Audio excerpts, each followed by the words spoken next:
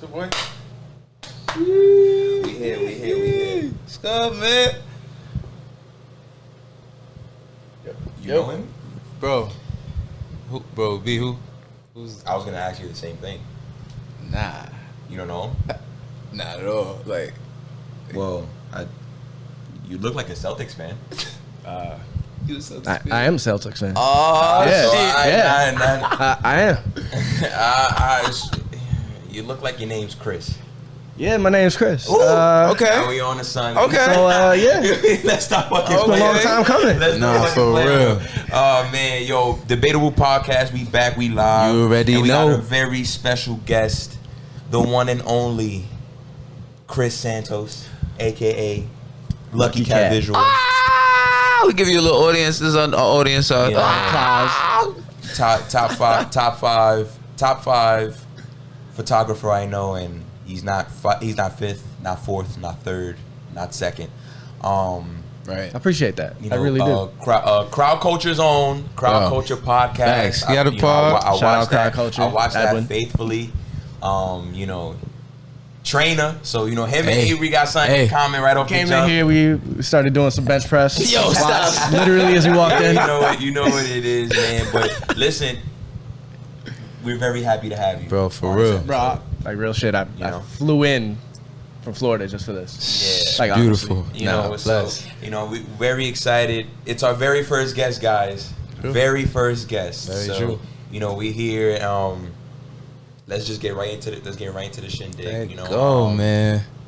First round, Bro. NBA. Looking good, man. Listen, I just want to get it out the way. No Knicks slander.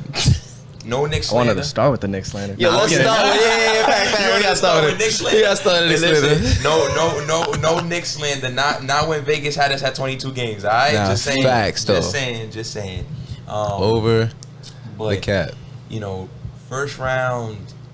Any takeaways from the first round so far? Biggest takeaway is that don't play with that boy Trae Young. There's no Knicks slander here. Just put some respect on that man's name. I think a lot of people were not taking him as serious as he wants to be. I know he's like turnover prone, all that shit, but hey, playoffs come. Nah, this is where we shine bright. And shout out to Trae Young. Like honestly, like I watched every game, and he had the series in the palm of his hand. Like it was just it worried me after game one because the fans made it about him. Facts. But he enjoyed that. And that was the thing. He enjoyed that. That was a scary part. But like, and I had a lot of respect for him because he took it. He was like, you know, like you guys are saying fuck Trae Young. Okay, I'm gonna give you a reason to say that. Right. You know, and he was by far the best player on the court at every single game. And in the last episode, I told you it was going to come down to who was the best player on the court. Facts. And, you know, one of my biggest worries is because, you know, Julius Randle's a forward. This is a guards league. Right. You know, if you have a guard who can run the pick and roll, that's what they're going to do to you. And All day long. So he has tight handle. He can get past most defenders. Yeah. The Knicks threw the kitchen sink at him. And when it was time, and the Knicks made adjustments, Atlanta readjusted right there. Oh, we're gonna blitz the pick and roll. Okay, I'm not gonna call for a screen, and Reggie Bullock is your best perimeter defender, and I'm gonna shred him. Barbecue chicken. I'm sorry. And Cooked him. He got anything he wanted, and it was what it was. You know, Randall, you know, he got a lot of heat because it was a bad series for him. Yeah. I just think he didn't shoot well. He did everything else well. He rebounded. He passed the ball well. He made the proper plays. It's not on him, bro. You know, I like, you know, you have all these Knicks fans like, you know, he's not a number one. He's a fraud. And it's like, bro, he's the guy you have to worry about. In The Knicks wouldn't have been there without the him. Julius Randle season. Exactly. So and it's like you know, so you mean to tell me that this guy is not gonna go all NBA because of 5 games? Right. Y'all bugging. 5 games. Stop. Man was getting top 5 MVP, like, You know, buzz. Like, they were like, all right, legit. should we get him number 5, You voting? know, You got the Knicks in the You got fourth the seed, Knicks in the bro. 4th seed. This motherfucker, like, literally on the court, if you take Julius Randle off this team, they're literally the worst team in the league. And Julius Randle propelled them to a 4th seed. It's impressive. Yeah. It's impressive. And, you know, and a little, not, I don't really want to sidetrack, but I'm going to sidetrack real quick. So I have this coworker that I work with at the NBA store before it shut down. And I'm talking to him yesterday on my way to work. And he says, Julius Randle and Pascal Siakam are the same guy. And I'm like, what? And he's like, Randle can't go right. Siakam can't go left. They have the same weaknesses. I'm like, don't get me wrong. Randle, he doesn't like to finish with his right hand. What did you just say? Like Randle, I'm thinking about him like Randle doesn't like to finish with his right hand. Right. He can go right. He's just going to come back to his left hand, but he's 250. Like, you're going to tell him he can't use his left hand? He's going to use his left hand. Right. And I'm like, you're comparing Julius Randle, a guy who on the court you can see he has skill, Siakam? to a guy that has no skill. Siakam is the most unpolished player in the NBA, bro. Like Chris, you watched Siakam just as long as we have. The thing is, it's playoff basketball. Okay. Siakam, he's got a spin move. He can only go one direction. Once you shut it down, you face that enough times, you can shut it down. Julius Randle just didn't shoot well, like you said. He didn't shoot well. And He a got lot of it shots. was Atlanta. And a lot of it was Atlanta. Atlanta Yeah. swarmed him. They were Be on doing, your they body. zoned in on him. So they took away the Knicks' biggest tool. was Be Julius on your Randle. body, right. That's the game plan. That's playoff basketball. Like, that's not anything new. Yeah, So like- for somebody to be like, oh, he doesn't have it, like, no. Like, that's mind you- what happens when you're such a focus on a team. They're going to come for that. And mind you, Siakam, what do you want to say? He's like when Kawhi was there, what is he, the 3rd best player on Nah, because I He's still like was the fucking fourth. with Van Vliet, Lowry. Fred VanVleet, So when Kawhi He's like was the there, fourth. so we had Kawhi. When Kawhi was there, we had Kawhi, Kyle Lowry, Fred, VanVleet, and then I'll go Siakam. Siakam. So, Sorry. so like at the height of Toronto's powers, Siakam's the 4th best player. He's the 4th option, whereas Randle's the number 1 option. And Randle, clearly, as you can see all series long, they're forcing him right. Because if you go right and you beat John Collins or Danilo Gallinari, Capella's there waiting for you. Right. And you can't go back to your left hand. Nah, I'm not You letting only that can happen. go right. So it's a tough shot. They force him to make tough shots. And that's the thing is, with smart Randle, shit. he made all those tough shots in the regular season. Right. He didn't fall down come playoff time, and it happens. He just didn't shoot well. And I'm saying there, like, Siakam, Siakam's not skilled. He's not skilled. He still ain't got no post moves. Like, no No, post moves. nothing. He's got the spin move. That's it. He's a very That's all he got. inconsistent three-point That's shooter. bad, bro. That man just be spinning into the lane. Very inconsistent three-point shooter. dizzy every He's time not I a watch. guy. Right. He's not a guy that, you know what Pascal Siakam is? Julius Randle last year. Facts. Because Julius Randle did the same thing Yeah, last year. he was playing sloppy last year. I'm going to just do the spin move. I'm going to take bad threes. Right. But Randle, clearly, this guy has a mid-range game. He could back you down in the post. Yeah, his post is valid. You know, his passing ability, I think is what he improved on the most. If he can learn to draw double teams a little bit has. better, like I'm like know the next pass type shit, might be able to take it to another level. And here's another thing about that next series. Randle made the plays he's made all season. It's just that the team was rattled. RJ Barrett missed a couple open threes. OD. Reggie Bullock was missing a ton of open threes. You know, Derrick Rose is not a strong 3-point shooter. No. So even if he makes them, you're gonna let him take it. Facts. You know? Have fun, D Alec Rose. Burks had 1 fourth quarter, and he was okay-ish the rest of the way. So it's kind of hard. You know, you're not gonna really see it on the stat sheet when the guys are not making the plays. They're not making the shots. They're not finishing the plays. But Randle, to me, he didn't shoot well, and it was frustrating. But as far as how he left his first playoffs, all I can say is next year he's going to be better. Because if this guy takes anything that Kobe Bryant has told him seriously, he's going to be back and better. You heard it first, man. He's going to be back and better than ever. Nah, they're gonna be all right. Yeah, I think they're going to be straight. So please, guys, Yeah, anybody they're gonna that's be in fine. there talking about he's a fraud, don't max him. Listen, if I could get this guy for the max he's eligible for this year, I'm Right. signing him. Facts. right on the dot, right You on the dotted line. gotta, you gotta take advantage of whatever assets you have. Exactly. You gotta keep them. You gotta keep them because Keep I, them like more. what I look like. And again, the same coworker. Nice. Not to get off on a tangent. Right back to playoff basketball. I just want to throw this out in the air real quick. Hopefully he he sees says. us. He says Let's hear it. the Knicks got to strike when the iron is hot. You gotta go get Damian Lillard. I'm like, What? I think this is unrealistic though. If he's available and it could be had, sure. It could be had, yes. But and I asked him, gotta like, be what are you realistic. going to give up? Because I'm not giving up RJ Barrett for him. And he's like, no, you give up Randall. I'm like, why would I give up an All-NBA player to get another All-NBA player? Isn't the moral of the story to have 2 All-NBA players on your team? He's like, but Randall's not going to get any better than this. I'm like, you don't know that. He's entering the prime of his career. Like, so, and one thing I want people to understand about Julius Randle is there anything that crazy, he's bro. done this season that looks unsustainable to you? So his averages are 24, 10, and 6. Yeah. He shot 48% from the field, 40% from 3. His defensive metrics are good. Is there anything there that screams out if you watch him play like he can't do that next year? I would say a little bit more on the leadership side, but that's about intangibles, not about numbers and shit. And I'll throw that back at you, saying the whole "we here" thing. That's him. Heard. He gave the Knicks that. New York, we here. It was their playoff mantra T-shirt. He gave them that. And what Derrick Rose said after they got eliminated, we're gonna ride with him like we did all season. They believe in the guy, and Tom Thibodeau loves him. Yeah. So the leadership now, maybe he Truthfully, turns into the type of leader that I think that the Knicks, like, they need another piece, bro. Like, Yeah, it's a talent that's thing. it. with No, New they York. need shooting. Yes, they it's need a talent thing with New their York. guys to continue to develop. You got RJ Barrett. He's gonna do his thing quickly. He's he's a Yeah, freaking solid fuck piece. with Like quickly, bro. that's a Ain't good gonna dude to lie, have. he's Good kid. You just need other guys to round out that rotation, Right. and you got to be 7 deep. And right now, you don't know who your 7 guys are that you're gonna go in with. There's a ton of free. So it's that's tough what free you agents. this offseason. That's what they got to get, Yeah.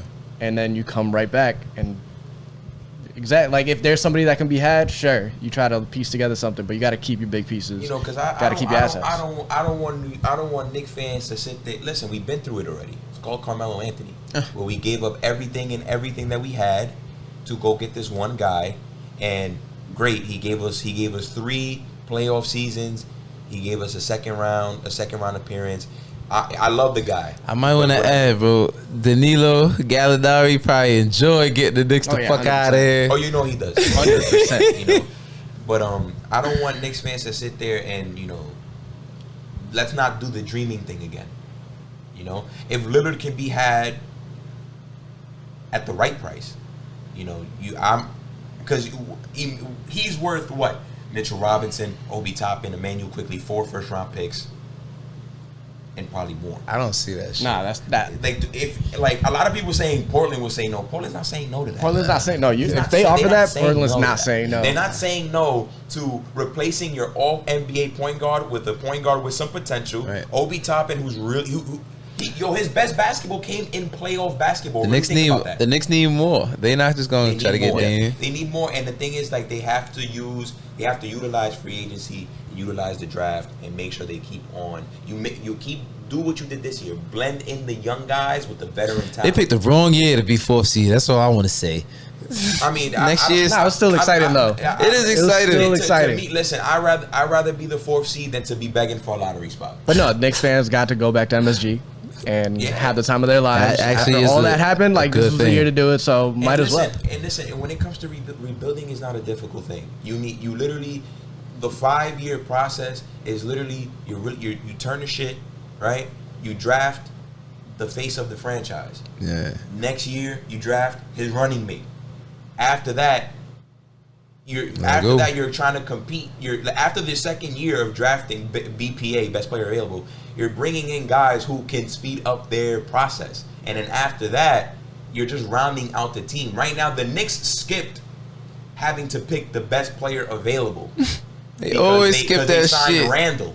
So they signed Randall, and Randall turned All NBA, and you Right. have RJ Barrett. Yeah. So then you have guys like Obi Toppin, Mitchell Robinson, and Emmanuel Quickly. You could skip the rest of the drafting process. Now you just draft the shooters that you need, and you sign the free agents.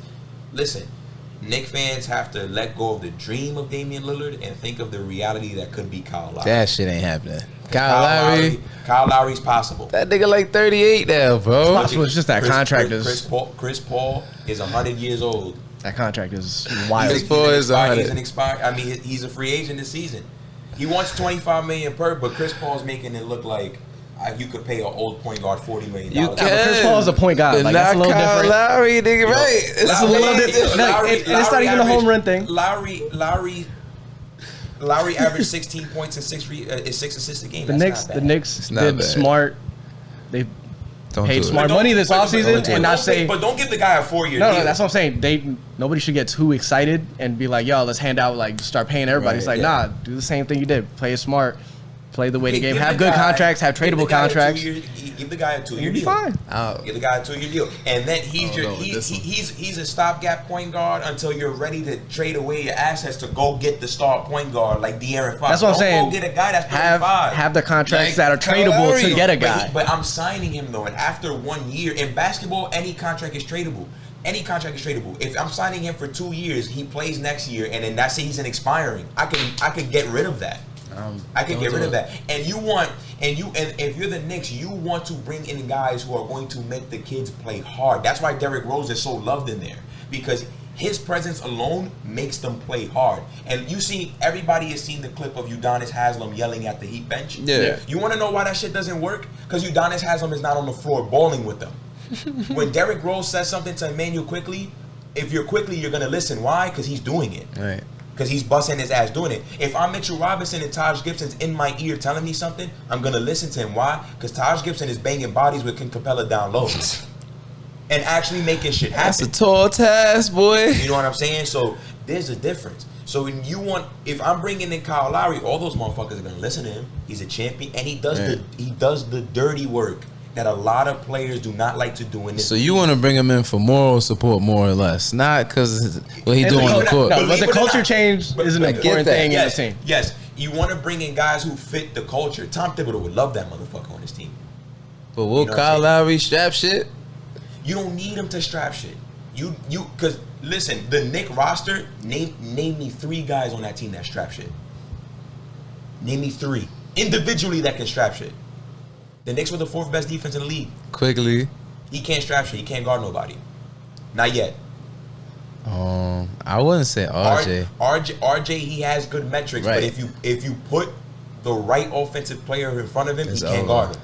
D Book. Reggie Bullock. Facts. Reggie Bullock. We just saw him get cards for 5 games. By DeAndre Hunter, Bogey. You Niggas have know what I'm saying? So, but as a team, they play hard because they do all the little shit that the other teams don't do. They close out really well. They switch really well. That's Tibbs. And it's all Tibbs. So you want to get guys for Tibbs who, Still do those things. Still do those things. And you also want to get guys that Tibbs does not have to worry about. You know why Derrick Rose played 40 minutes every game? Because Tibbs ain't have to worry about him. That's crazy. Think about. When Derrick Rose is on the court, Tibbs don't ever have to question him. The only thing he has to question is if I'm wilding because he's playing 40 minutes and the guy, he can't play 40 minutes anymore. So you want to bring in those veteran guys who he doesn't have to worry about anymore. Yeah. And the Knicks, listen, they have the lowest payroll in the league. They have money to spend. Just spend it the wise way. And the wise way for me is the most you're giving out is 2-year contracts, because that means next year they're tradable. And they're tradable, and you can send them along for a big trade, a small trade, whatever you want to do. Right. But make sure that the moral of the story is that you're giving the young guys. RJ Barrett is a star. Do not play with that kid. Make sure that boy every year is progressing, because he has it. How you do that for him? You bring all up here. Right. All up here. Yeah, no, he just needs a mental game to continue. Because he has it himself. Because he knows how to speak to the media. He doesn't let anything faze him. You bring in guys who are mentally tough kids. I mean, mentally tough guys that could give them that. Right. And him that, man, don't ever worry about that shit. You know what I'm saying? And that's how you do it. Same thing for Quickly, same thing for Top. And bring in guys who, bro, just stay the course, improve, get better. And the Knicks will be fine. There's brighter days in New York. I like for that. the first time in a long time.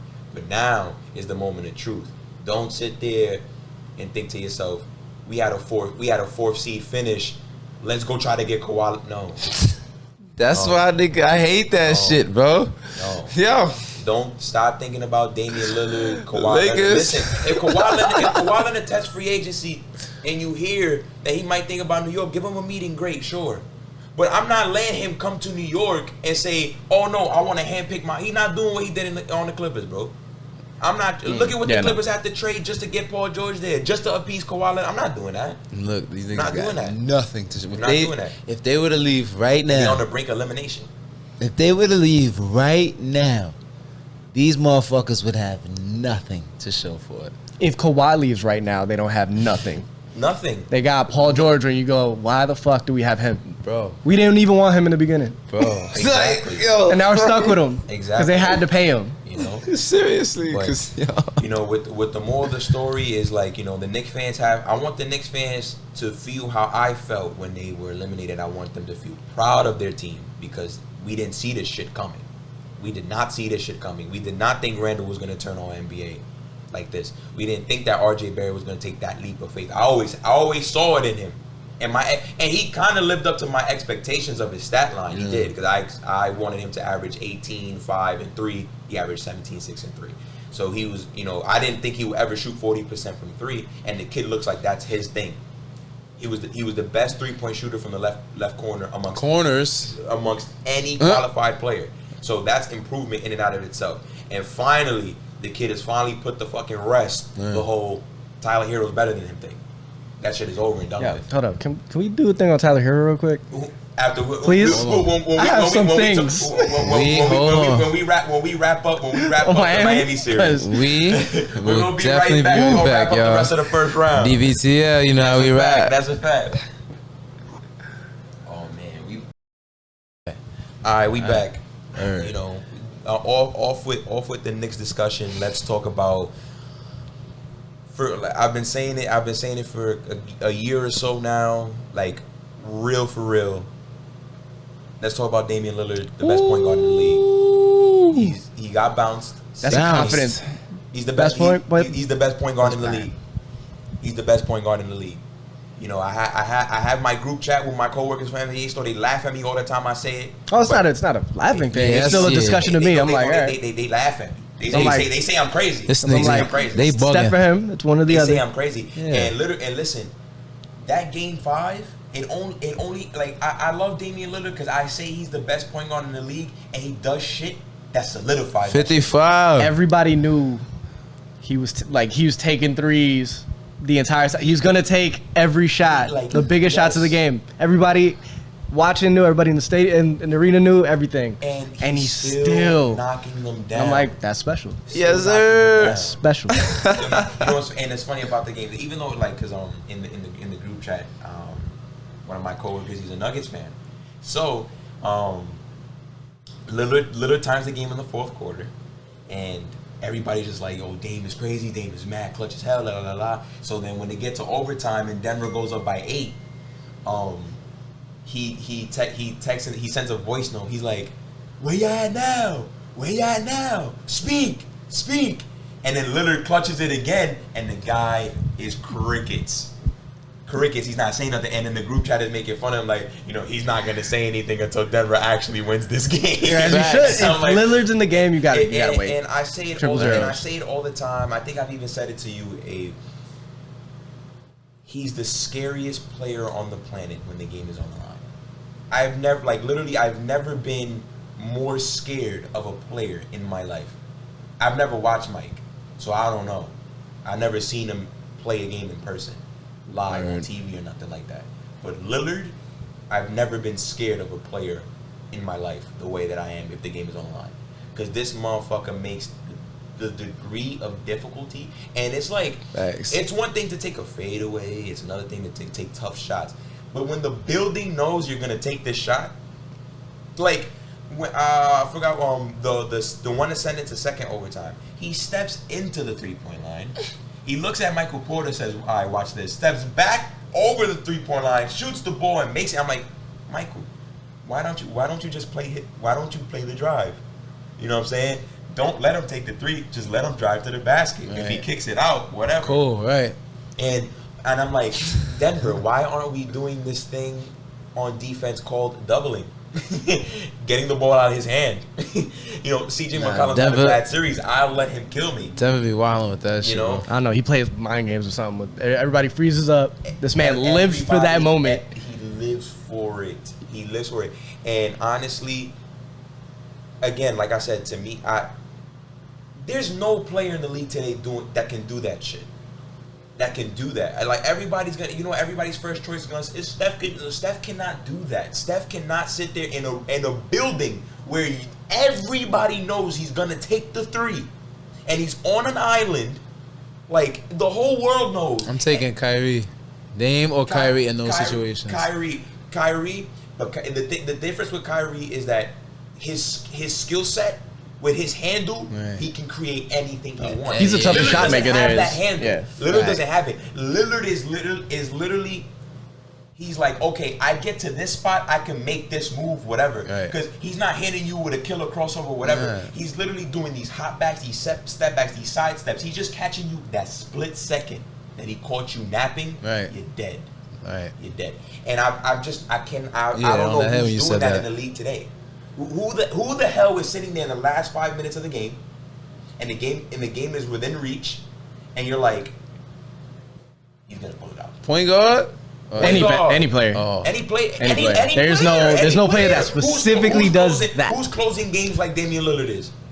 He's the best closer there is. He's the best closer there is. He's not like if he was on a championship team, he'd be like the Mariano of freaking basketball. That man closes games. Yes. That's his thing. And the thing is, he's done it all year. He's had plenty of clutch moments all year this fucking year. Playoffs. He's had his moments in the playoffs. Damn. He's had his and the thing is, again, Portland wins this series if they pull out Game 5. Facts. The problem is that you wasted one of the greatest valiant efforts in NBA history. Wasted. Sorry. There's no. Put up 55 and lost. How am I supposed to feel confident about that? I'm swinging on my team. I'm put up 55 and lose, you know what bro. I'm saying? Double OT on the road. Nah. Against the MVP? You don't draw that up any better. You cannot. You cannot draw that up any better. You can't script that any better. You can't. Lillard does shit that you see in movies, bro. That you gotta write and script it. They were on the road. On the road. In depth. You know how hard it is to put up 20 in Denver, nigga? Altitude, all that shit. It's hard to do it in front of your home fans. Bro. Imagine nobody's doing that, man. Nobody's doing it. Yo, we got to fight after the game. But more of the story, I had the Blazers in 7. It didn't happen. Me too. But shout out to the Nuggets. They survived. Shout out to Michael Porter too, shout bro. Out to Michael. That was a huge first half. He was bugging. They needed every single one of those points. And Jokic did Jokic things. They but Portland had him where they wanted him because again, when you're a center, I feel like centers have to work twice as hard because since they're so you're a center, you're always in the middle of the play. So you're gonna get points, you're gonna get rebounds and stuff like that. But it can amount to shit. Hey B, I gotta say this, bro. But he made all the shots Denver needed him to make in every situation. Right. Those big threes, those big layups. Monte Morris too, respect.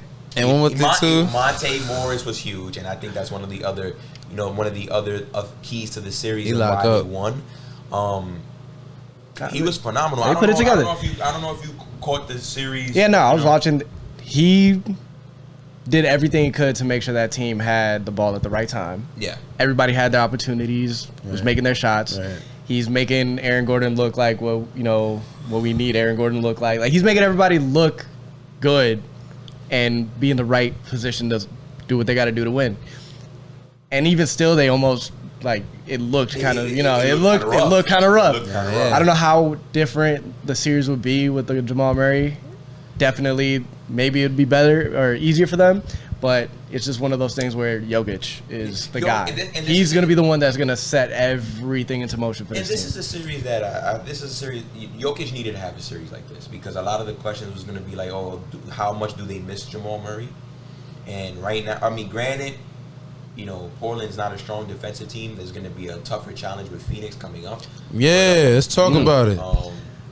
They definitely played a good series. Jokic was phenomenal.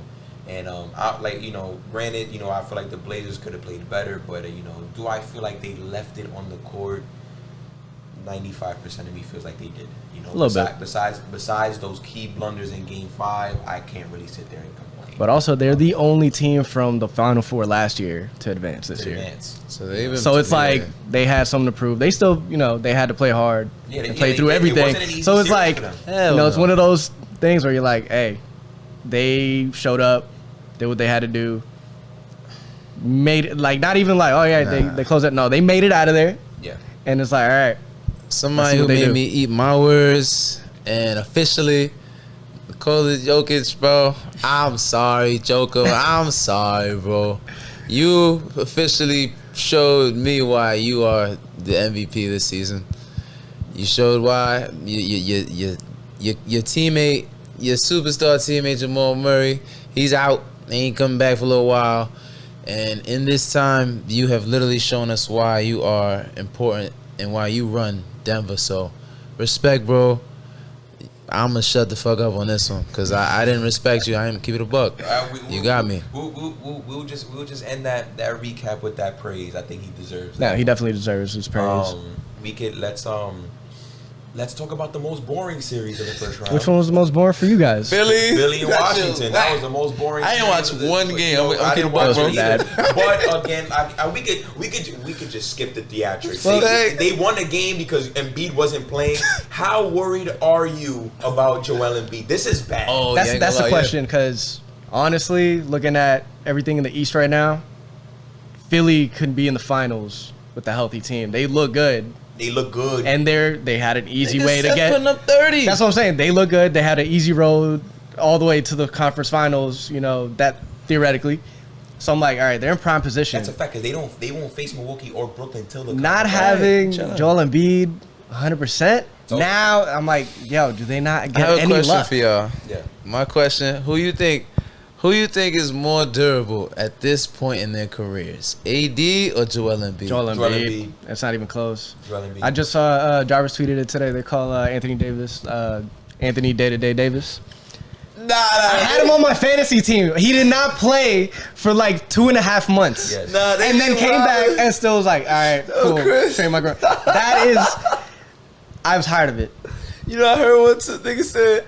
Anthony Street Clothes Davis. I gotta stop. This man does not play. Last year was like an aberration. Listen, I don't know what happened. He still got hurt. The only reason he stood healthy because he had those 2 No, months he off still got hurt in the pandemic. playoffs last year. And still managed to be like, I'm gonna take a game or two off. Like, come on. Anthony Davis, and listen, who would have thought like years ago that Joel Embiid would play more games and be there? And the thing, Joel. And here's the thing, Anthony. We're gonna touch upon the Lakers series. Oh yeah. But for now, if I'm Philly, I'm worried, bro. Yeah. Because this is the guy that gets you to the finals. Yeah. Because he's the difference between you and Brooklyn. Because Brooklyn doesn't have an answer. They have no one has. I'm sorry. Had he played more games this year, he could have been MVP. He would have won MVP. Like, that's the kind of caliber player Put we're little dealing with. KD on this man. All right, cool. DeAndre Jordan can go home. Give him the 6 fouls. You can go home. He's gonna face Brooklyn and literally probably average 40 points a game. Yeah. Because Brooklyn doesn't Claxton have an answer. Not gonna be. He's not. Hell no. So one's what do you do with doing anything? Like, if you're Philly, now you're gonna face Atlanta. Survive. Do you sit him and try to survive? You sit him for as many games as you can. You can. You got Dwight. So you don't got to You try to win as many games as you can without him. If you go down in the series, do you play trust him. Ben Simmons against the Hawks? Yeah. Trust him? Because they don't have nobody to stop him. John Collins can't They stay ain't much from to him. stop. All they have to do is stop Trae Young. Their game is put Tybal, Ben Simmons on Trae Young. They have the defenders for Trae Young. And do that, they can win this. If they can't manage to do that and they go down in this series, I say you sit Embiid until Atlanta has 2 wins. That's what I'm saying. You go down in the series and they got 2 wins. You sit him until Atlanta has 2 wins. Copy. What if they go up 3-0 and then win 2 games? then you Then play you Embiid. bring That's a good You got to close it time. out. You bring you try and listen. If you go up 3-0 against Atlanta and they win the next 2, you bring in Embiid. Nah, that's You valid. you do not want to be in a hole where Atlanta has 3 wins, and you're bringing back Embiid to get his legs under him for that series. Yeah, he But bugging. for a He gonna game get hurt 7. even more You probably. don't want to do that. That's So a scary thing. you want to like you bring him in. You bring him in when they have 2 wins, regardless of Yeah. where you at in the series, because it's gonna, that's it. That now you can't play around no more. Hell And no. Trae Young, he's not nothing to play around with. Fuck no. You know, and well, listen. I hope Embiid is healthy, or at least he gets healthy. Meniscus tears are weird. Yeah. Some of them take months. Some of them take weeks. As some of them D take a Wade, couple days. nigga D Wade. Blake Griffin tore his meniscus and came back a week later. The hope is that it just doesn't get worse and they can manage it. Yeah. Because it's not going to get better in this amount of time. Yeah, it's So over. we don't want to. I don't like seeing people get injured. I don't like any of Especially that. in the Like in the playoffs, it's tough. Yeah. So I'm like, hopefully things go well. But with this being, this is once again, this is not a normal year, so injuries are heightened this season. That's a so fact. it sucks, but that is the belly of the beast. Speaking of the injuries, and this in the second most boring series of the first round, Donnie Bravo misses game 1, but he comes back and Nah, that everything shit was turns not back. boring, bro. That shit was not boring. Listen, Mitchell misses game 1, they lose, he come back, 4-2. they destroyed him. All Yeah, I'm that was a saying boring is series. Memphis should have not had. This is why I don't believe in Utah to start. Why the fuck is Memphis in every single game? Every single game they were in it. When you texted me that, I found that funny because Memphis is a scrappy group. They play hard. Yeah. That's something I'll give them. They play hard, but they're no match for you. Nah, they shouldn't be a match. Like, for Right. they're Utah. no match for Utah. And I think that the latter 2 games of the series just proved that they just outplayed. that's a fact. And then I was tired. Dylan Brooks is their best defender, and he is getting demolished by Donovan Mitchell. Mitchell is having his way with him. Like, it's like he was abusing him. Like, that's simply put, and at that point it's like, okay, like, Memphis just doesn't stand a chance. Nah, they And didn't. now they're you might not believe in Utah, but they're gonna beat whoever comes out this. I don't have them beating. Oh no. They're beating whoever comes out That's this a Clipper fact. series. I don't have them beating Phoenix though.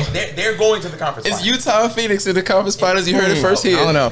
If Dallas wins, I'm just saying, like, This- ain't nothing Luka can't do. If that is There's nothing Luka can't do. Is all I'm saying. So if it's the Clippers, then yeah, Utah can win this. If not, then I'm not putting. I'm never counting out Luka. For me, Utah has an easy trip to the conference final. should. They have an easy trip to the conference final, and I think that they did what they were supposed to do. They the first game, okay, we didn't have Donovan Mitchell, although I still believe you should have won even without Donovan Yeah. Mitchell. Definitely should have. But Donovan Mitchell came back, and we were not playing with you guys anymore. So that was over and done with. Now they get to sit there and wait to see if they play Luka. I think, or the Clippers. I think they have a good enough defense to play. Oh, they both of them. definitely I think should. they actually. If I'm them, I want to face the Mavericks Yeah, because they run on one guy. one. They run on one guy. Where at least the Clippers, although like how you said, the Clippers don't really have an identity. They don't really have like Clippers are not fun to watch. They're just at 5 all. guys on the court. 5 guys. Nobody really plays any flow with offense. It's- Nobody Exactly. moves. You know the Clippers. I think it's easier to beat that team. Whereas Luka, if Luka, like, If it doesn't he's matter not- what you really throw at him, he'll try to figure out the best play Right, possible. exactly. So it'll be tougher just to make sure, like, how do we game plan game to game? Yeah. Whereas the Clippers, you kind of have the same plan every game, and you'll be fine. For sure. Yo, for all my people, right, that want to understand what it's like to play for the Clippers. Yo, you ever went to the park, played ball, you ain't had your 5, and some random 4 pick you up? Yeah, That's how it is playing for the Clippers right now. Yeah. The Clippers be all over the place, but I think that push comes to shove, Utah can handle anything that should be comes able out. to, yeah. And with that said, we jump onto the other LA team that is going home. Did you enjoy that series? Yes, I did. Up until the end, I was like, all right, cool, it was a good moment, but it was a fun series. Yeah, it was. to watch. It was a fun series to watch. And listen, I think it was, again, you know how I feel about that boy book. Oh yeah. You know how I feel about that boy book. Twitter knows how I feel about that boy book. and my NBA store coworkers especially know how I feel about that boy Devin Booker. You know how I feel about that boy Devin Booker because I called him for MVP this season. Right. It's not gonna happen, but I was willing to take it there. First episode.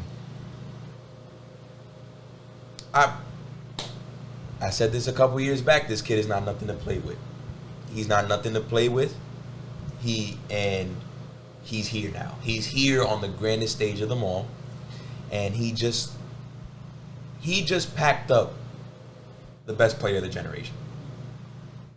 And for the first time in LeBron's career, he's going home after one round. That's crazy. He's never lost in the first round. That is crazy. Considering all those teams that he's played with. Considering the teams he's faced. And the teams that he's had the teams in those that first he's been rounds. on. There's some rough looks. What I want to say is that, yes, they missed Anthony Davis.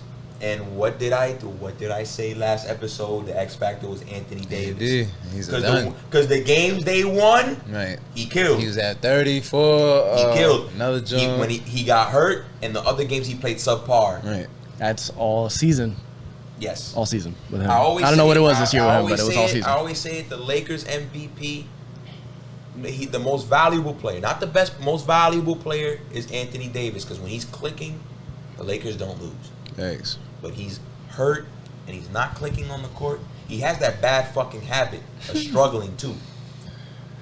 Listen, DeAndre Ayton, what have we said all year? Chris Paul's going to make sure DeAndre Ayton never misses a shot. Big man whisperer. That boy. Man makes it work. That boy is shooting 70% from the field. He's not missing a shot. Right. And he's outplaying Anthony He's Davis. outplaying, out-hustling, getting boards, doing everything he needs to do. He's playing the defense, which is something that hard. you've been bringing up throughout the course of the year. If he plays defense, this guy's going to be a monster. And now, on the national spotlight, people see why Phoenix took him first overall. Right. And he's there. And he's doing it. And shout out to those young guys. It's good to see Phoenix back in the playoffs, It is too. good. And listen, we were talking about this yesterday. I forgot who was doing the TNT commentary, but I think it was Grant Hill. But Grant Hill made a good point. LeBron should have sat there and took every single shot. Yeah, pretty much. He was deferring a lot. That's your only chance of winning the game, is you taking every shot. Why am I deferring to Dennis Schroeder? Everybody. I think he knew, just putting that on his body at this stage of his career, like, it didn't guarantee that he was going to win the series. But he might be able to win the game. We talked about this. But it's one of those things. It doesn't guarantee he wins the series, and then he can't do it in the next round. It's his body might fall apart. Because they were down 30 in games. Yo, facts, and bro. they cut it down to 13. If I'm LeBron and I'm coming out the third quarter and the game is a 13-point game, I'm taking every shot. It's showtime. I'm bringing you guys back. Right. And LeBron has to stop. He has to stop visibly checking out. Oh, he does it. Like, he has to stop visibly checking out like that. Because granted, you're the best player of the generation. You don't owe a shit. But it looks bad, bro. Like, you looking like you're giving up on the court. Don't do that. You know? To be honest, this whole LA Phoenix series is a testament of two things. Devin Booker is the closest thing we will get to seeing young Kobe right now. First off, that praise is there. He's getting it on Twitter now. That's a fact. You know me, Abe. I've always said the kid is Joe Johnson on steroids. I like how you said it specifically, young Kobe, because definitely I can see that. Yeah, you know. I've always saw the guy like as Joe Johnson on steroids, because Joe Johnson was never the fastest. He never jumped the highest. Nope. But the thing, his bag of tricks and the way he can use his body to get his bag of tricks off, I see it in Devin Booker. Like, he knows how to use his body to get whatever he wants on the court. Yeah. He's not the fastest. He doesn't jump the highest. His skill set is just immaculate. Immaculate. Pick your spot. That's why I say you have, as far as the best scorers in the league, you got KD on like Mount Olympus, and then like right under it is Devin Booker. But B, that was my point. Like, we were doing our predictions for round one, saying like, yo, we both were like, yo, Phoenix can take LA the fuck out of here. They can win the series because D-Book can score, and this is for all the young cats that want to be nice and ball. You got to learn how to score in different facets of the game. Jason Tatum can score in different facets of the game. D-Book, they score in different facets of the game. So when you get to the playoffs, you can't stop me. I can score in so many different ways. I can do shit for my team in so many different ways that what can you do? Like, you see it. D-Book was a epitome of that, bro. Yeah. Like, yeah, for sure. And I think, like I told you, Braun doesn't lose to young teams, but this would be the young team he loses to. It's a young team, but then you got to give credit to Chris yeah, Paul. That's why, and listen, that's the Chris and Paul. I tell, listen, like I said last episode, I mean, I don't know if it was last episode, but listen, I'm not one of those people who think that Chris Paul deserves MVP votes, but I am one of those guys that sat there, I said all year, Phoenix only needed a guy that was going to calm them down. He raised their ceiling. there's two people in the so league. high. You know, like when the going gets tough, because they could have blew the game. They could have blew Game 6. Well, it's not even blowing the game. It's you see the difference in he got hurt in Game 2. Yes. So they start the game off amazing, and that's having Chris Paul is like that force. Just calms everybody Facts. down. This is their first playoffs. They don't know what's going on, It's Denver's first time. and they're getting in there. Chris Paul goes down, they start freaking out. They don't know what's they going freaking on, out. and it's Yeah. like, yes, that's the kind of guy you need, where it's like keeps all these guys grounded. So when they do need to do the thing at the biggest moments of the game or Right. keep doing their thing, they're ready. When you don't have a guy like that, everybody scrambled while they don't stay locked in. Facts. So you need a guy like that. So it's a young team, but they have such a the perfect veteran to be on there and just be like, Got you. this is where we going. That's for sure. And I think, all right now, we're gonna take a break. We're gonna take a quick break. I think we got 2 more series left. We're not gonna talk about Clippers, Dallas, because the series not over. We're just gonna make our Game 7 predictions. But I think we got 2 more series left. And I got a lot to say about one yeah, series, yeah. and it's not the series that you think. It's not the series you think I want to talk about. We're gonna be right back with the last 2 series recaps. Hey, listen, guys. In the comments, Talk to us. who would you rather have on your team to start? Proven winner alert. Chris Paul, Draymond Green. Ooh. Damn. All right. So this second to last series we hit, the Milwaukee Bucks versus the Miami Bubble. Versus. They face somebody? Ain't nobody. So Game 1, Miami showed up. They ain't show up for the rest. The Milwaukee Bucks versus the Miami Bubble Guppies. I'm crying. I'm gonna keep it real. I didn't think Miami was gonna win this series at all. I didn't think they had a chance. Last year was a fluke. I didn't think they stood a chance. I didn't expect them to get swept, and I didn't expect them to get outplayed the way they did. But the way you was talking all season, I expected them to get swept. Bro, because listen. I know Heat fans think that how was last year a fluke? Last year wasn't necessarily a fluke. And the reason. But look at the team they had last year. Look at who played well last year. You know why it's a fluke? Because since when this NBA professional basketball played in a high school gym? Facts. That's not the environment you play high school basketball. You playing high school basketball. You know what I'm saying? Why you think nobody takes this Laker championship so serious? Right. Because it was played in Fucking high school. right. Yeah, you playing a freaking in the AAU park, bro. Like, you know what I'm saying? Like it's not. It's a weird year. Like, you know what I'm saying? And it's not to poo-poo anything. Like, and my thing is, you know why I'm hard on the Miami Heat? Because they're what I told you. They're the one team with 2 stars that can't seem to figure it out. Shit. You right. They can't seem to figure it out. Because they have 2 stars and they play good defense. And now technically they got 3 with Oladipo. Technically, He got, listen, We'll see. We'll see about that. We don't know. Tried to reach for that one. And he is, and ever since he came back from his oblique injury, he stunk. He stinks. I don't know what happened, bro. His game is straight ass. Damn. It is the worst 20 points per game that I've seen since Andrew Wiggins. Oh shit. The Andrew Wiggins is bad. You know what I'm saying? So the thing is, like, Miami, like, again, they struggled all year to separate themselves from the pack. Remember, what was the talk before the season started? This Miami. is the East is For the taking. Milwaukee, Philly. Boston, Miami. Right. It's the 5. The 5 heartbeat.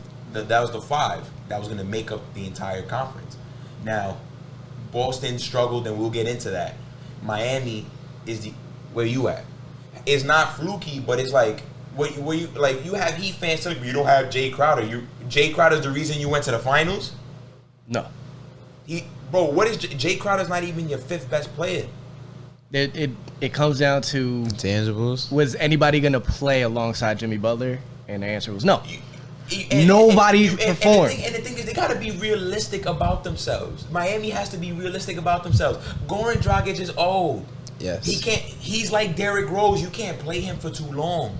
You know what I'm saying? Right. You have Duncan Robinson. All he's gonna do is shoot. You have Bam Adebayo, who is an athletic. Fuck with Bam. He's an athletic, big, very figure it out. mobile, but he has no offensive repertoire. Could not figure it out in the series. No offensive repertoire. He has nothing that he can go to on offense. Yeah, Brook get a Lopez bag. His jump had shot him down. His jump shot is either on or off. It's not in between. If I was Bam, I'd be calling Tim Duncan. Start Yo, getting a post game what's up. good, bro? And then you have what Miami calls this kid? Boy Wonder. I wonder where he was at. I wonder where he was at. I'm trying to still figure out why Tyler Hero is put on this level of like the next like guys to show up.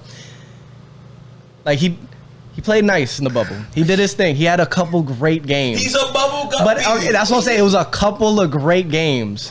It wasn't like this entire playoff run or anything to do with averaging like 25 a game and being like, yo, it's a 3-man squad now. So when did this happen where people expected Tyler Hero to be the guy? Yo, niggas making songs about him now. Because I don't understand it. Yo, Jack Harlow made that song, and all of a sudden, this kid is Every the best. Instagram model's like Tyler Hero right now. Yeah, and it's like He's got a great name. Oh, shit. I give him that. It has a ring. It's great. But it's not there yet. But it's like, and that's all I want to say.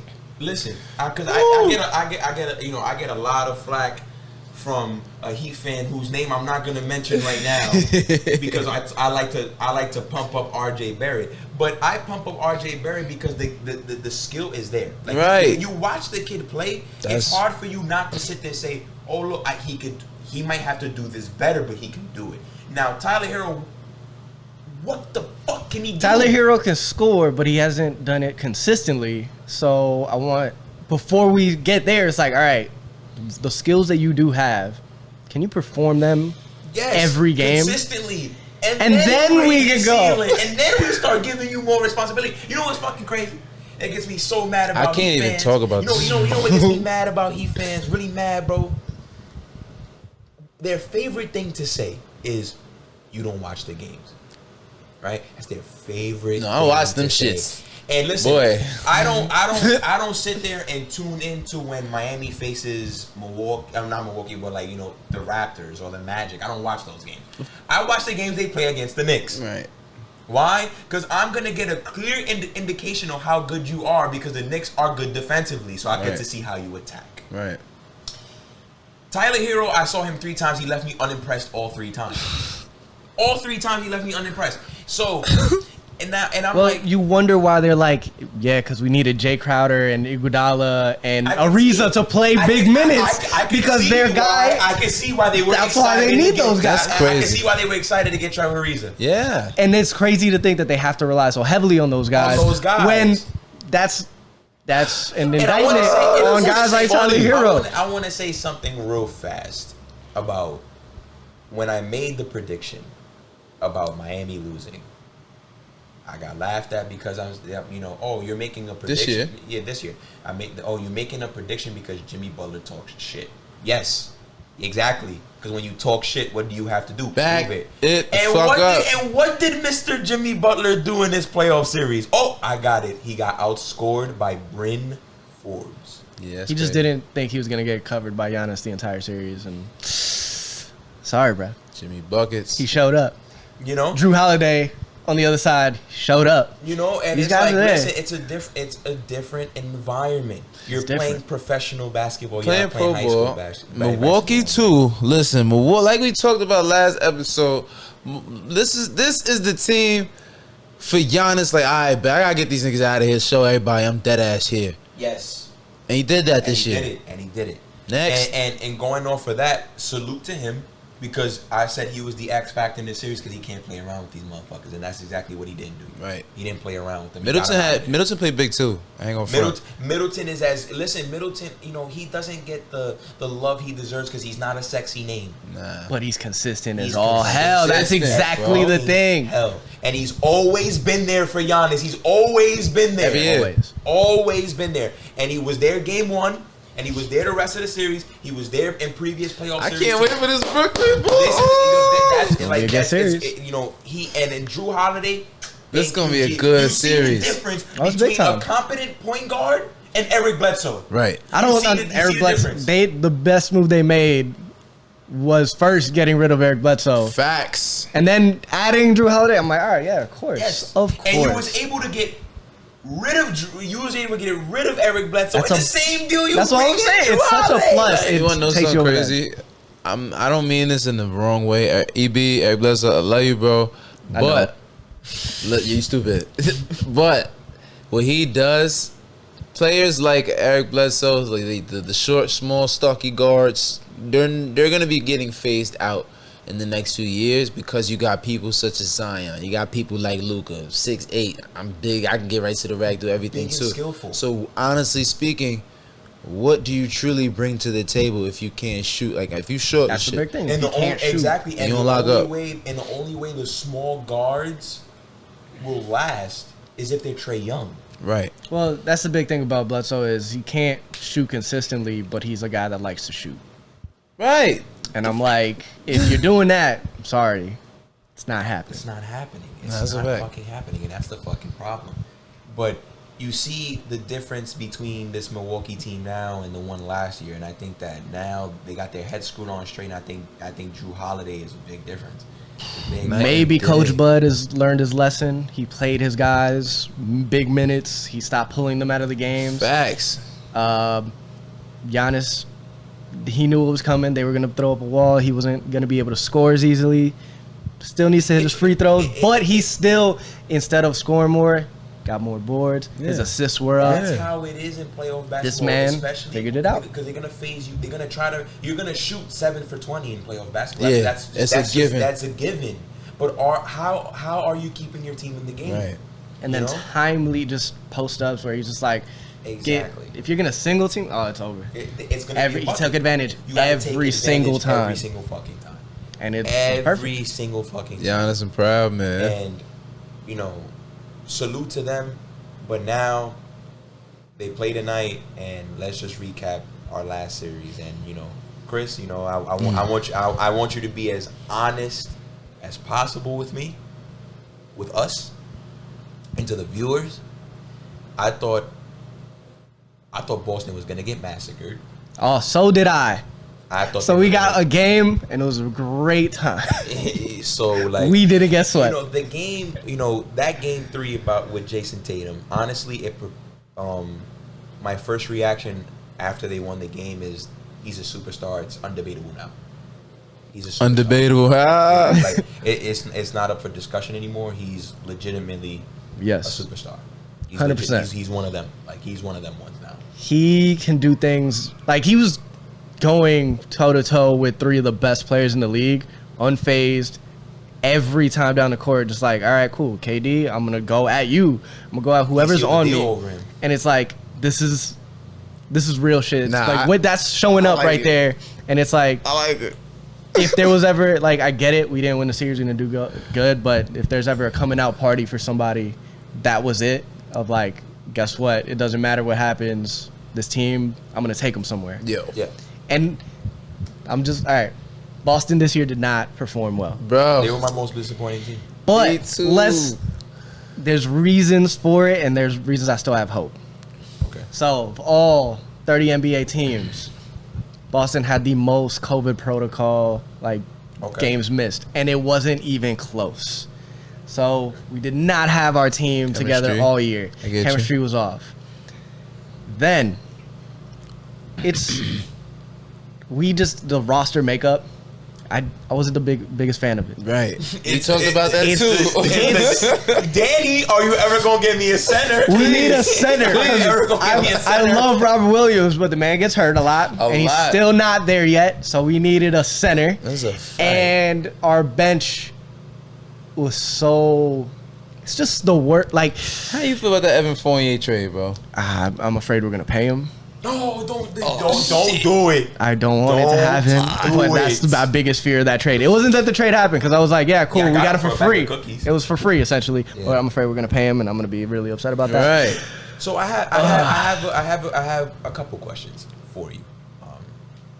Since you know you got to take advantage of when you have the advent fans of the teams. Kemba Walker's been here 2 years. Word. What is? I've enjoyed Kemba's time with the team. He's gotten hurt, but he plays well when he's on. Is that enough? I don't think so. I need a point guard that can initiate an offense more, like, with the rest of the team. Because Tatum and Brown are going to get their shots. Yeah. And then it's like, cool, then they're looking at Kemba, are you going to get your shots? But we need other guys involved more, somebody to orchestrate an offense more. Is there a guy like that available right now? I don't think so. So I'm holding out hope that if we do try to trade him, like somebody surprises me with something. That's not the person I think that's going to be moved. He's a hard contract to move. It's a hard contract to move. I think it's hard. going to be Marcus Smart. As much as it hurts. That's going to hurt. It's going to suck. But I think him... A couple other young guys. I think there's going to be a lot of changes on this team. We need some more veteran help on this team. We have a lot of young guys that aren't ready to be on that. You seen that trip with Tristan Thompson, Game 3? Just his energy. His energy. Like, and people were trashing Tristan Thompson. Like, he was bad all year. He was bad all year. But yeah. I wasn't mad at like him because. Even if he was bad, he's somebody that I'm like, he's been there. He knows what he's doing. He's a proven winner. That's a fact. It's not like he doesn't know what he's doing. He knows what he's doing. He just doesn't have it the same way he used to. Right. But he knows what he's doing. It's just when we put in the bench, we can have any lead and we can blow it instantly. Yeah. We were down like 10, I think most of any team this year. We're down 20, like, I don't know, nearing 20. It was like 15 lost, plus times. And you guys had, over the course of the regular season, you guys lost head-scratching games. Yeah, a ton of them. A lot. We would win a lot of big games. Some guys would show up. I would see that the Celtics lost, and I'm like, y'all lost to Chicago? We lost to Chicago. We would go in. We need to beat like the Raptors or something. At the end of the year, when we need to try to secure a top 6 seed, we had lost the worst games. Losses. And I'm like, damn, like what's going on? Like I don't know. And I'm like, shit. And like, and it leads me to this next question. They're both very young, and I hate to try to project the ceiling like this, but how far do you think Jason Tatum and Jaylen Brown can take you? I think they could take us very far, because you said it. We are one of the youngest teams in the NBA as well. Memphis, and you in Memphis. There's no precedent for teams this young being that good, other than like the Thunder back in like 2013. Yeah. That's the only time where a team like that went like to the finals, and then you saw what happened. They got cooked. They just weren't ready for that. But these young teams, it just doesn't happen. But when you have talent that high level, guys who have already experienced a lot that they shouldn't have, right? I'm like, I would not try to like mess with that. I would try to give them as much to build with that. Learn from that. Because that's a 2-man game that I think can do some special things. Now you guys are coming off. You guys are coming off your playoff exit. You guys have, honestly, without question, one of the best 15 players on the planet. And you guys have one of the best sidekicks, Jaylen Brown. This was his coming out party. Yeah. Both All-Stars this year. Now I wanted now obviously the big news in the week was Danny Ainge is stepping down, and thank God. Yeah, I was about to start. Thank God. People think I'm mad at that, and I'm like, you shouldn't be. Not that it was like he was bad. It was the missed opportunity. The book was out. Everybody knew that any trade that he would try to make, he's gonna try to fleece you. Facts. And no one would make a trade with us. Year after year. Trying to grease niggas, bro. And the thing is, and it affected him being able to get quality talent. Right. You know, and that's the problem. So he steps down now, and I think everybody should be happy about that in Boston. But Brad Stevens takes his place, and he's not the coach anymore. How do you feel about that? I found that extremely weird. That's no longer concerning coach. now. Like for a second, I felt like relief, where I was like, cool, something was going to happen, and at least it was that.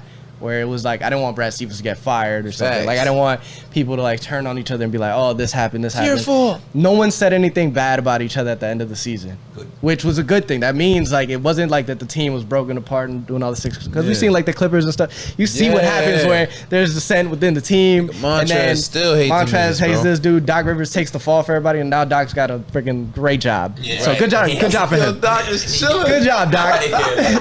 But See you later. Like. so it's like, all right, cool. I like where like the team is still holding together, but now I'm like, all right, I'm concerned. I don't know who's going to be the coach of this team. Do you have any preferences? Chauncey Billups. Yeah. Chauncey's the guy that I'm like, I Yeah. would love to see him Facts. be head coach of this team, because he's a guy where I like what he does. I like his basketball mind. He's a type of like as a player, he's a guy you should respect, because it's not like he was a superstar that had all the talent in the world that it came easy to him. Oh. He's part of He a had to team where they grind. scrapped and worked hard for it, and that's the kind of stuff those the guys make great Lakers, coaches. bruh. And it's like, that would be a great hire. I am so afraid though, if Jason Kidd, like if the Jason Kidd stuff being thrown around is, You better run away from now Oh. on, Celtics. I think I would have a very hard time tuning in. I'd come around, I guess. Of course. But I would have, That's the I would, crackheadedness. yeah, I'd be like, all right, cool, let's do Yeah. this. No, but I would have a very hard time if Jason Kidd were to be hired as a head coach for the Boston That's the big Celtics. shot. Go somewhere else, make it easier for us. Yeah, I think Please. Chauncey deserves a job. Chauncey would be Hell somebody yeah. like a that. job. Don't throw him in Cleveland though. They tried to violate my man. I think Cleveland is good with JV Bickerstaff. I think that They tried to violate. they're good with JV Bickerstaff. I think JV Bickerstaff is the only guy that can coach that damn team. But with that being said, like, what is it that you believe that in this offseason, granted, like now, your former head coach is your president of basketball operations, and now you're on the head coaching search, and Boston has, for me, clear holes on the team. Yes. Whether if it's big man, whether if it's the bench, if you put your GM hat on right now, whether if it's draft or free agency, who would you like to see walk in through Boston's doors and why?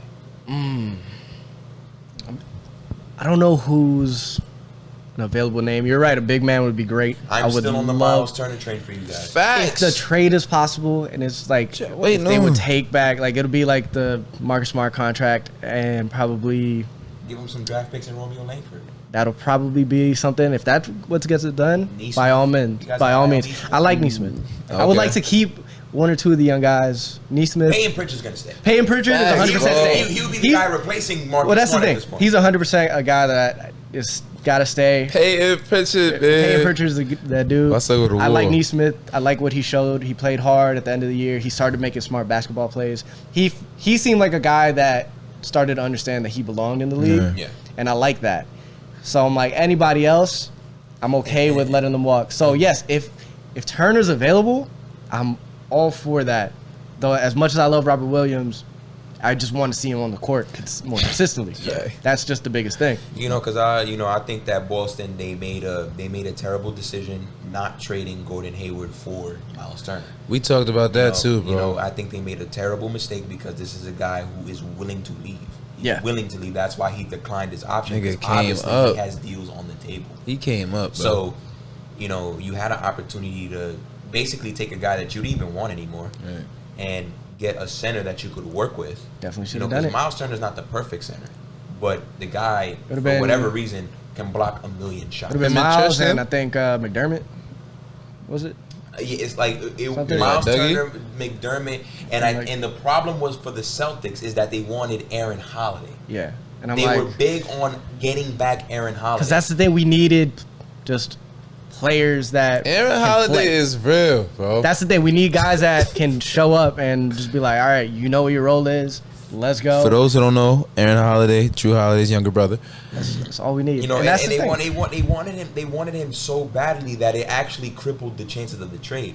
And I'm like, Boston, beggars can't be choosers. Yeah. Because you need a center, and you got this guy who's not going to return to your team next season. Clearly, he's willing to leave. So make the trade, and they don't. So now you're put in a position where you could have had Miles Turner for this one guy that you didn't really need. Now you're going to have to trade a little bit more assets to try to get him. Good luck, Chuck. I mean, Miles Turner has like a gazillion blocks this season. Yeah, he's up now. His stock is risen a little. He's up. But with that being said, you know, I still have faith. I think you know, we'll find with those some two players, guys that those you guys two guys have, you guys are always going to be in the mix. But I think that Brad Stevens' first tour duty is making sure that he does not make bad decisions immediately. I also have a theory that Danny ain't like if he takes another job somewhere else, so be it. But for now, he's saying he's retiring. He should. He's still gonna be talking to Brad Stevens and be like, "Yo, they don't want to talk to me no more." That's a fact. But he's like, "This is what he's still gonna be in his ear," because Brad is like, "All right, you know this league better than anybody. Who am I supposed to talk to? Who am I looking for?" Right. And then they're gonna be talking to Brad Stevens like, "Oh, he's a new GM. Let's see what we can do." And it's like, no, like he's smarter than that. So expecting like not this year, but expect next year something to happen where a nice trade. They need a big time something. A big time deal. But I think listen, when you have Jason Tatum and Jaylen Brown, your problems are not as big as other teams. Yeah. We saw it in the series. They were competitive for, stretches of the game. And that was without Jaylen Brown being there. Right. And it's like, all right, cool. Though when we have certain units, like the starting unit on the court and like certain guys playing, it's a competent team. It's a competitive team. I like that. And that's about against Boston. a Nets team that's like, they look click, they're gonna so unstoppable, and they pretty much are. But that's just it. Like when we have certain guys on the floor, that team can just manage to stay close enough. And I'm not mad at that. It was a good enough showing where I'm like, hey, made some of the games interesting. Yeah. You watch them and you go, oh shit. So very quickly before we go on this break, what is your dream? I don't care how outrageous it is.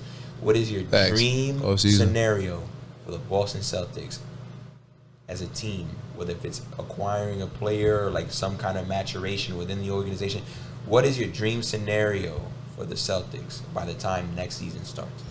A dream scenario. This is gonna sound pretty. It can be outrageous. It don't matter. Just a dream hope scenario, just so I could get a feel of what a true Boston fan is feeling for his team right now. Like what are you hopeful for? What do you think about? It's gonna sound ridiculous. It's like a 3-team trade and somehow we get Bradley Beal. A 3-team deal that somehow lands you Bradley Beal. That's fine. There's a ring to it. You're gonna send out everything. Why not a 3-team deal that gets you Damian Lillard? See, I would be 100% open for that. I think the Lillard thing is just gonna be tougher. I don't think he's gonna be available as much as people think he is. That's a fact. Okay. Bradley Beal, people think, oh, it's fine now, but we see that team is still not gonna get where they think they're supposed to get. So eventually they're gonna have to blow things up. Right. I do believe that they're going to be like these other teams that the thought process is now younger players, assets. We can throw as much as we can at it. We would have to be able to move money. And Kemba, that's where the third team comes in, a team that might want Kemba as well. We got to pay him more assets to give. And we would also, that's the thing, we're going to have to give up a ton. But for the position being Bradley Beal, I'm okay with that because the guys we give up are you don't even need a fire point guard. And then you have two premier scorers, because Bradley Beal can dance, Bradley Beal can dance, and so can Jason Tatum. And Jaylen Brown slowly. He could be the fake Draymond of the crew. I'm just Tatum's everybody. Hey, if he's 6'10" now, you play him at the 4. He's a mismatch for everybody. Everyone. You got Bradley Beal playing the 2. Listen, Brown Jason playing the Tatum's thing. Like, this is too confidence much. See, I'm getting too carried away. This is too much, man. This ain't happening. But I'm just like, You gotta speak it into existence. With that being said, we cut to break and we're gonna do our game 7 for the Clippers and Dallas, and then we'll talk about the second round match. This one's a doozy. Yeah. All right. So obviously tomorrow we have there's not the best 2 words in sports. Luka Doncic. 7. Oh, that's 2 words in sports. Oh man! I was gonna wear the jersey out here too. Like I had worn it the night before my flight, and I was like, am I just gonna wear it the whole weekend? I should have. I haven't seen a Luka jersey in New York yet, bro. They're missing out. Yeah, you should. I'm trying to get every Luka jersey. Every Luka jersey. And you got the hardwood classic one of that. That one's beautiful. Just too crazy. You, bro. But the best 2 words in sports is Luka Doncic, and the second best 2 words in sports are Game 7. And you get the best of both worlds here. Put them together. Luka Doncic is in a Game 7. Tomorrow is Game 7, Dallas and the Clippers. Abe, who do you have and why? Listen, man, I don't believe in the Los Angeles Clippers. And yeah, we talked about it earlier. If you want to see how it is playing on the Clippers, just go outside. You don't got your 5. Just go pick up 4 and figure it out. If that's what you like, then you going to go with the Clippers. But if you want to see an actual team that is going to try to come together, rally behind their superstar in Luka, and try to close this out, and let's go in the second round. I'm going Dallas, bro. Dallas. It's not even a question. It's going to be Dallas. But I guess if we have a Reggie Jackson game like we saw the prior night, maybe it'll be a little more interesting. But guess what? I doubt it. Facts. I highly doubt it. Now, listen, I don't know if you guys have noticed, but right now in this series, this is the first time in NBA history that the first 6 games of a playoff series, the road team won every single game. Right. Everyone. I don't expect that to change tomorrow. Dallas will win this series. First of all, like the Clippers should feel ashamed to lose every game. And they have home court. Having home court, you gotta take one of them. And I'm gonna say, though I'm worried. I worry about the Dallas Mavericks because of the 7'3" guy that plays there. Boba. Nah. The Latvian guy. He's averaging 12.5 points and 4.5 rebounds per game. I ain't gonna lie. This series? He just needs 15 points tomorrow. That's all he needs to do. If he can do that, it'll be easier. Not saying that they can't do it, but it'll be easier. But this is a one-man. I worry that tomorrow's the day that nobody helps him out. See, all right. This is the scenario for the game, and I don't see this being this is going to be a close game. I think so too. It's going to be a close game. The whole series. There's 2 guys that I've been very impressed with on Dallas, and I don't expect anything different. Facts. Other than Luka. It's Tim Hardaway Jr. Yeah, even bugging. And Brunson. Yes. Those 2 have been amazing. Villanova days. Yes. I don't see that changing. I see the rotation just being condensed even more. These guys are playing big minutes. They're not letting this get away from them. Nah. And let the Clippers double Luka again. Go ahead. He's been killing them the entire time doing He knows it. how to find the spot.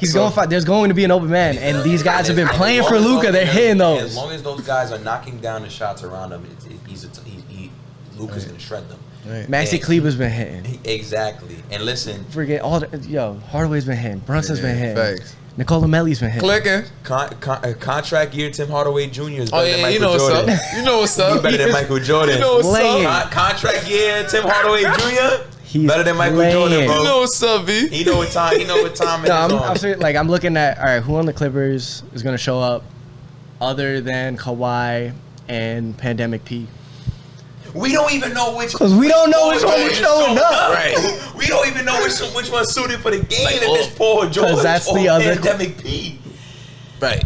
So Nah, seriously. the other game when they lost when Luka dropped like 44, Kawhi had 40 and Paul George had like 29, and they still lost.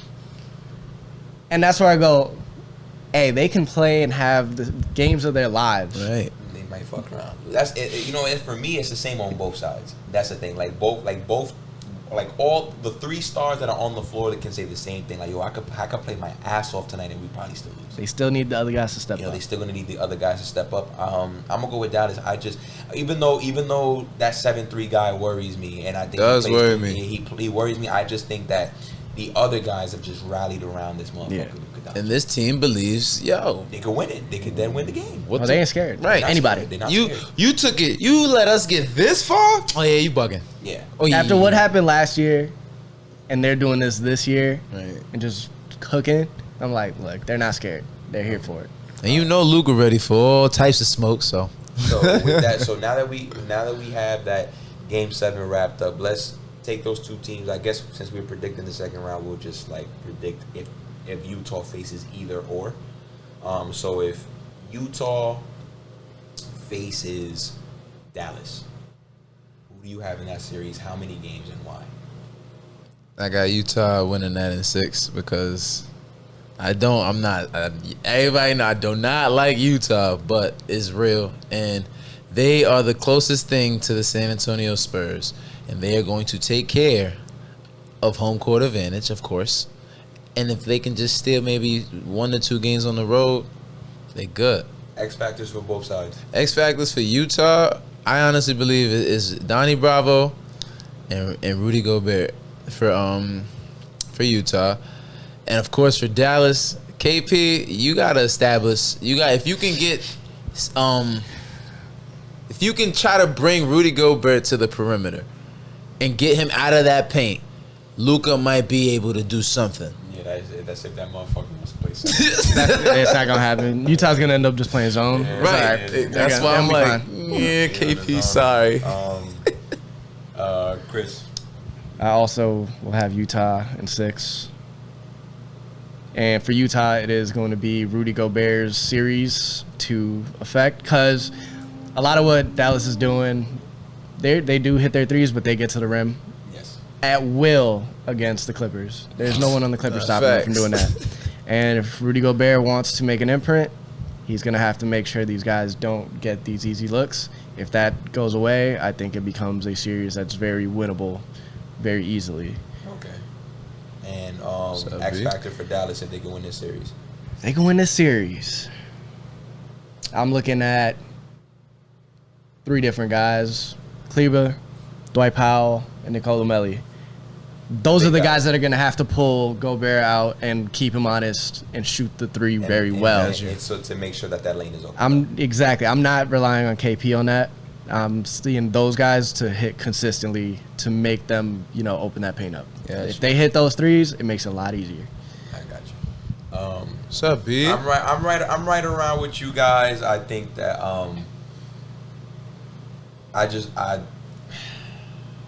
got Utah winning 5. I think that the X factor is I'm with you guys, is Rudy Gobert. I think if he stifles the paint, this shit just becomes a lot more harder, and Dallas won't be able to score as efficiently and as often as they are in this series. The way I see Dallas scrapping out this series, if it's even indeed possible, is 2 things. 1, KP actually shows up, and 2, Luka Doncic ascends to this astronomical Wilt Chamberlain level that mythical level that is just like unconscious. That- Like He might has be able to do it. unconscious. And and again, this fucking guy just proves time and time again that don't play with me. Ultra I can do instinct it. Luka. Yes, that's what he's gonna have to be. Ultra instinct Luka if they pull out this series. Yo. 50-point triple doubles every Yes, but I think that push come to shove, I like what Avery said. The Jazz now are the new Spurs. Everything is just like a well-oiled machine, and they get the job done. With that being said, now if Utah faces the Clippers, how many games and why? I don't have Utah winning. I feel like, I'll tell you why. I really feel like in this series, it's two totally different dynamics. Who they gonna get to stop Kawhi? First off, cool. I'm gonna get Rudy Gobert in foul trouble. How do you know that? Whoa. How do I know that? Rudy Gobert is a 2-time defensive player of the year. Also, for a who's reason. he fouling? Who's he fouling? What I'm gonna do Zubac? is have pin downs for Paul George and Kawhi. We're gonna take turns possession. So each wing we just gonna either get a pick and roll situation, trying to get Rudy Gobert to switch off. Boom. That's how we get him. We try to fuck around like that. If not, all right, we go Kawhi your side, and we just keep going strong side, weak side until one of these eventually. He's gonna have to step over. You make it sound a little bit too easy for my comfort. Nah, I word. don't know about that one, but continue. But to be honest, that's why I really don't see Utah stopping Kawhi nor PG, especially if they're able to get their shit off. And what I mean by that is they're getting to their spots. I don't see Ingles getting Kawhi out of his spots. I don't see Donnie Bravo, I'm sorry, he's too short to really guard PG. So PG can still get to his, if he really wants to post him up, he can. So things like that, if they're able to impose their will on Utah in that nature, cool. So I'm assuming that your X factor for the Clippers is simple. It's just game planning. Straight game plan. The coaching and the game Straight game plan for them, bro. What is your X factor for Utah? The Utah Jazz? Utah, truthfully, if you guys can shut down Kawhi, Yeah, it's not happening. It's not. right. And that's why I don't have Utah winning this shit. if they play the Clippers. Okay, Chris. I have Utah in 5. Yeah. I feel the exact opposite. I think this series is even easier than facing such a wild card team like Dallas that can set the world on fire. We know what the Clippers can do. They got those two dudes. But we see it also, if it's not them, who else? Yeah. Right. Who is it? And that's why, for me, the X factor for Utah is their second unit. Gotcha. That's what's going to put it away for them. I think the starting lineups are very much going to even each other out. Freaking Donovan Mitchell's going to do his thing. He's going to score. He's going to be fine. Rudy Gobert may have an easier time because he might get switched on a couple times, but he doesn't have another guy to really put him in foul trouble and hunt for him. Have to worry about it. Yeah. Like Zubac ain't Joel Embiid. Like he's gonna be fine. Right. And then obviously Paul George and Kawhi are gonna do their own thing. They're gonna get their points, their buckets. They're gonna be even. It's that second unit. Utah's just gonna be able to take advantage. Yeah, Joe Ingles and all these guys. They know what they're doing. They're gonna just have to take advantage. Start outscoring them on the second unit. That could just be the difference each game. And we could see a series just be over very quickly. 5, you said, bro. And then for the Clippers, if they could pull out this series, what is the X factor for them? For the Clippers to do this, they're going to need some sort of point guard play from somebody. Reggie Jackson and Rondo. Somebody, if they can play Pat Beverly in the series, somebody's got to do something to make this team just work. Yeah, to give them a different. They got to have a dynamic. different look, a different dynamic. And when Paul George or Kawhi, when one of them sitting, you have to have an offense run. Yeah. So if somebody can initiate an offense, that's the guy that's going to be able to do something for them. Yeah, I see. I got the Utah Jazz in 5 if they face them as well. It's quite simply, it's just they're too well-oiled of a machine to lose to a Clipper team like this. The X factor, I agree with you completely, Chris, is the second unit for Utah. I think if Jordan Clarkson goes off, this is going to be this probably be faster than 5. Got 3.5 quarters in. And for the X factor, yeah, facts. If and for the Clippers, it's the point guard play is a good one, but man, I'm gonna need Paul George to turn back the clock. To what? To Hey, the to the Indiana one. ones? To the I was about to Indiana say. one. To the Indiana one, and because Utah's gonna play defense. I see your point that they have no answer for Kawhi Leonard. But it's not a given against Utah's defense that he's going to shoot 70% from the floor. So he might digress, and he's going to need Paul George. Paul George cannot have stinkers. He cannot come in and just crap all over the court. He's done that before against Utah. Now he can't do that anymore. There is, like how you said, if it's not those two, then who? Now, Paul George's job is to make sure that, okay, you have two, and we're going to figure out the rest. Right. I'm trying to figure out who's going to make Paul George get up for the game. No one. He has to do it himself. Yeah, that's the thing. I'm like, do we trust him to do that? Like, this series, Luka is showing that he's just, like, not able to do it. Every game. And Paul George is not, like, responding to it the same way. And Kawhi Leonard, too. And Kawhi Leonard, he's shooting 70% from the field in this series. 70, and he's averaging 25. It's ridiculous. It's ridiculous. But So clearly, has to get up. Kawhi's here to play. He's always been like this in playoff basketball. Yeah. Always. So Paul George has to be there accompanying him. Right. And if not, this will be a quick season. PG, you get me tight, bro. Now we'll tap into the game tonight. Milwaukee versus Brooklyn. Avery, give me your prediction. The amount of games, X factors for both sides. This shit is going 7 games, bro. I got Brooklyn in 7. Ooh. I got Brooklyn in 7 games. I'll tell you exactly my X factors. I'll tell you why I believe Brooklyn is winning. I believe Brooklyn is winning because of this simple answer.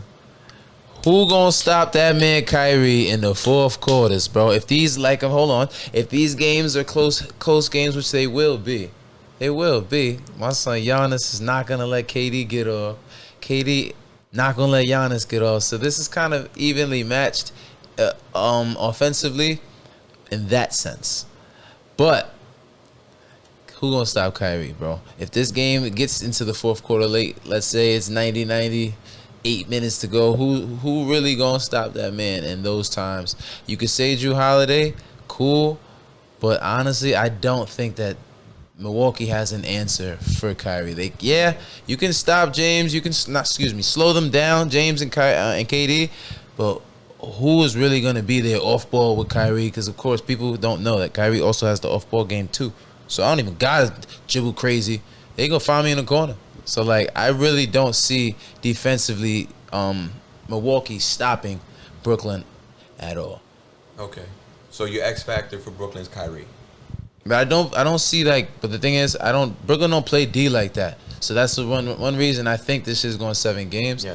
So, it's going to be more so who can score more. So, all right. So, you have Kyrie as the X factor for Brooklyn. If Milwaukee could pull out this series, what's the X factor? Milwaukee, Chris Middleton. This is the series for you. This is your coming out party. So if you in this season series, show out, bro. And what I mean by show out, literally, just do your part, bro. Just do what you've done. Don't back down from this moment. I don't care if it's Brooke. I don't care who it is. You, Chris Middleton, get to your spots. Show them why you are who you are, bro. And I'm not gonna lie. Just Chris Middleton having that confidence when he's up, Milwaukee's a totally different monster, bro. Yeah. Got you. Chris. I dig that. I actually have Milwaukee winning. Heard you. This is actually the series of the playoffs for me. I'm saying it now. Whoever wins this wins the title. Got you. I don't see anyone else beating either of these two teams, and whatever team comes out of it is going to be even stronger. Yeah, that's a fact. I think Milwaukee in 6, though. Woo! And here's why. Exactly. So it's Coach Bud. Okay. It's Coach Bud. Okay. So I think Giannis is going to there's just nobody that's going to stop Giannis. No. I'm sorry, KD is great. He's still not 100% the same guy he was. Nope. Offensively, he's just about there. Yeah. Obviously, but defensively, it's not happening, and there is not a soul in that arena that is going to stop Giannis from doing what he's going to do. It's just not gonna. He's not slowing down. It's up to Coach Bud to stop relying on the game plan and go with the feel. Gotcha. Ride like the moments. Giannis has to stay in. It's like, all right, cool. Like, he's got to play big minutes. Middleton, if he's hot, you ride him. You let him do his thing. Drew Holiday, you put him. You probably put him on James Harden. You let Kyrie try to shoot himself out of the game more than let James Harden orchestrate the offense under. He's gonna just have everything flowing. You let a guy ISO more than let him try to shoot himself out of the game. Coach Bud has to let these things happen. If he tries to get too cute with it, they're not winning. Right. But he's been so much better. And then, obviously, on the net side, if KD holds up through all that punishment, it's on him. If he can't, just withstand, the constant attack from Giannis, if that slows down his offense a little bit, it's going to be tough. But if he's there, if he's ready for it, and it doesn't faze him, then it could just easily be the Nets. They throwing mad bodies at Giannis. They're not gonna do that. They're not gonna put KD on. Maybe for a couple. Because they're gonna try to avoid. They're gonna avoid that. But that's the thing. It's like, all right, cool. Eventually, it's going to have to. You're going to have to do it. And that's the thing. Giannis is going to be on KD. There's no doubt about it. This year he's guarding all right, your best player. I'm there. This is the time, Giannis. Son, listen, man. I did not think that we were gonna be 1-1, and I had to be the tiebreaker here. What you got, bro? It's a tough series. This is a good ass series, bro. But I am gonna go with Brooklyn. Heard. Brooklyn in 7. Ooh, that's 7, bro. The X factor, and the reason why I have Brooklyn winning this series is one that goes by the name of James Harden.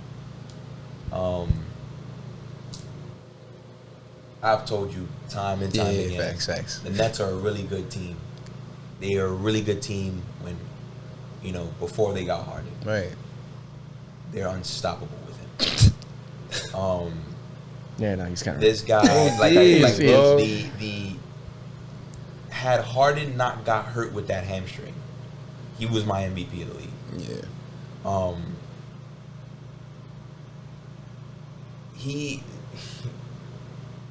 It's already one thing that he's the scariest offensive player in the league. He's the hardest one to guard. Right. You don't have an answer for him.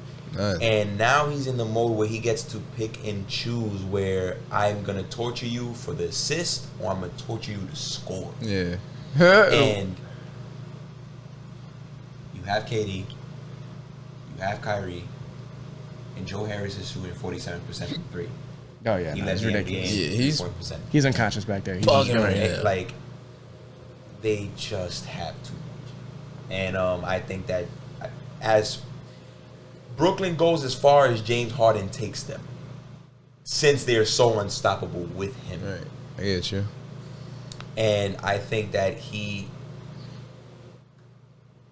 throw Drew Holiday at him, and that's a tough fucking assignment. But Drew, if there's anybody that's capable, right, it's Drew. He up for it. I always said that, when I picture playing basketball in hell and what does it look like, it's guarding James Harden. No hand checking. No, guarding James Slide Harden, your feet. Guarding James Harden, no hand checking, and you call fouls. You call your own fouls. Oh, it's just. You'll check. I don't know. I don't know how one does it now. Do I think Milwaukee's capable of winning the series? Absolutely. And the guy that does it is the same X factor I had for the first series with him is Giannis. Yeah. Giannis has to sit there and say, anything KD do, I could do better than him. Right. In the game that they had earlier in the season in Milwaukee, we shot 5 of 10 from 3. They gonna lie. Yo, that happens again? Yeah. If that's what he's pulling out, 40, dropping 40 like that, they have a chance. He But can't I even just- pull for 40, bro. He's gonna pull up for 40. He's He's just too robotic, bro. Like he's gonna jump over Nick Claxton. You know, I expect He's gonna come in and just be like, I'm gonna do He something. has to average at least 35 points per game in this series. But I think he will. And I think he will. I think he will. I like Milwaukee's chances. They're the better defensive team. But how the hell do you? He's gonna average 30 and 20. I've never have we ever seen an NBA team legitimately to have the 3 of the best 15 players in the league? Because those 3 are 3 of the best 15. You cannot name 15 players better than them. You can't. And 2 of them, they're top 5. MVPs. Exactly, they're MVP candidates. Top notch. KD only got 1 MVP. Only 1 MVP. James Harden has 1 MVP. And mind Kyrie. you, the 3rd best guy on the team, he just had a 25 point per game, 50, 40, 90. Facts. Only 9 other men is You're making I'm almost like, damn, I kind of want to change my pick, but I'm like, nah, I'm sticking to it because I'm like, yo, Milwaukee is. Listen, I think Milwaukee It's- can do it. Milwaukee can win. Do it. It's Milwaukee can do literally. it, but man, It could be a walking bloodbath of like Giannis like taking hold if his, because that's the thing, we're gonna find out how real is his defense, Right. and if it is as advertised, this man is going to cause chaos. Yeah. And it's like, it doesn't matter who's out there. It's like, all right, cool. If you literally lose like the ability to go to a guy, I get it. James Harden's amazing, but that man Giannis is doing things like he's playing basketball unconscious, like on the defensive end, just going out, just everything. Yeah. His length is insane. Man's the friggin' on the fast break, can't stop him. Single team him down in the paint, can't stop him. Right. They literally have no one even remotely close enough. Nah, word. And it's like, good luck. Don't tell me Blake gonna guard him. he's not. Yo, all right, let Blake. I love Blake Griffin. Let Blake try to guard Giannis, and we're gonna be like, all right, so who we selling the hospital bill to? Right. He's gonna break this man in half. Facts. Do not let him try that. And then we Does he have- get 7 fouls in a game? Yo, Like, coach. what's gonna happen? That's a fact, bro. That's a fucking fact. All right, Well, we should take bets like how many people are gonna foul out trying to guard Giannis. Dead ass man, stuff. listen, y'all. That's 2 series down. We got 2 more to go. We'll take a quick break. We'll be right back. We good. All right, we back. So obviously I'm gonna say the better series for last. So now we have, you know, Philly and Atlanta, and from what it sounds like is that Embiid's gonna miss time. Atlanta upstart group. You know, they faced a good defense against the Knicks. They handled them. And Philly clearly handles Washington, no problem. Where are we at? Let's play it safe. We don't have, let's just make the prediction if Embiid plays and if he doesn't. All right. If Embiid plays and if he doesn't. You don't have to switch your X factors or anything like that. Just, if Embiid plays, this series ends this way, if not this way. And, obviously do the X factors, whatever. You know what I'm saying? Go for it. If Embiid plays, Atlanta wins in 6. What? Oh, If Embiid doesn't play, hold on, y'all. If Embiid doesn't play, Be a sweep. nah, it's gentleman's sweep. Hawks in 5. Oh my! I did not. Truthfully, see this is a coming. tall task for Ben Simmons, bro. So we about to see what Ben Simmons really made of this series without his running mate. Now, without his running mate Joel Embiid. So we're gonna see what he really is about, how he's gonna game plan when he doesn't have his ace in the hole. You know what I'm saying, and you gotta hold it down. I don't truthfully believe in Ben Simmons at this point in his career. I'm not saying he's not dope. I'm not saying he's not nice. But all I'm saying is that Trae Young and them boys is ready to take his head off. And going up against one of the top defenses in the NBA, Atlanta's pretty cocky right now. And I really don't see Philly stopping them, bro. I just don't see it. Unless, let me see. Shit. Who you got? Who you gonna put on Trae Young? Okay, Ben Simmons. Ben Simmons cool. All right, now I got Bogey. Thybulle. I got Bogey in the corner. Yeah, but Matisse Thybulle and Simmons on the court And together. I got that's DeAndre stifling both Hunter. of them. Hunter not going for 25 a night. He not. He not. I just He's need a him. very good kid. I need him to get some spots. Open up a couple things. Holy shit. Open up a couple things. All right, so I need to hear these X factors. X factors for Atlanta. Truthfully, John Collins, bro. John Collins is your X factor. I'll tell you why. John Collins is your X factor, bro. There's no Joel Embiid. Okay, Dwight is down there, but nigga, Dwight ain't, bro. Come on, you good. You good. John just Collins? Stay aggressive. Stay aggressive as you can. Trae Young, try to get this man in the game. I'm telling you now, you get your big rocking, you good later in the game. You're late once in the fourth quarter. John Collins is gonna be there for you, bro. But if you don't involve him early, you don't involve him, he's not gonna try to. It's over. Now, with that being said, if that happens, then Philly, you got it. But get your X factors involved. John Collins, you are definitely one this season, this series. I keep saying season. This series, you got it, bro. That's why I'm saying that. I just feel like they don't have anybody to really answer for him and what he does. Unless Joel Embiid comes back, John Collins is kind of going to be able to figure out what he wants to do. Holy shit. X factor for Philly. I ain't tell you Philly X Factor. Philly X Factor, truthfully, is Seth. I'll say Seth and their shooting. If they can match Atlanta's shooting with whatever depends the percentage we're talking. I'm not even sure what percentage they shot. Nah, Philly's prolific at shooting three. So if they can cancel out there, all right, cool. 76ers, you got it. And that's with Embiid. Holy shit. Okay, Thanks, bro. Chris, what do you have for me? First of all, John Collins turned down $90 million, And he's probably not going to get and he's not gonna get it. He did make me eat my words a couple times because he balled bugging. out, but then I'm like, yo, you don't have that high of an IQ if you're turning down $90 million. Right. Just saying. Oh shit. What do you got for me? Clearly, it's gonna be different. That's a fact. All right, without Joel Embiid, I got Philly in 5. I have them absolutely cooking this Hawks team. Doc is not playing around. With Embiid, it's Philly in 2. Oh shit! In 2 games, they just gonna be like, so do we have to play the rest of the series? Yeah. Look, Joel Embiid, like if he's there, there's no one to match up with him. In the league, there's nobody to match up with him. He takes advantage of everything. They just are gonna look so much better with him on the court. But without him, Doc's not an idiot. He knows Trae Young is, if he gets going, it's hard to stop that team. Indeed. Because it's not just that he scores, it's he gets the team involved, he's getting assists, he's doing everything he does. So you have to throw in Matisse Thybulle and Ben Simmons and give him every different look and make him so uncomfortable that he just can't do anything he wants.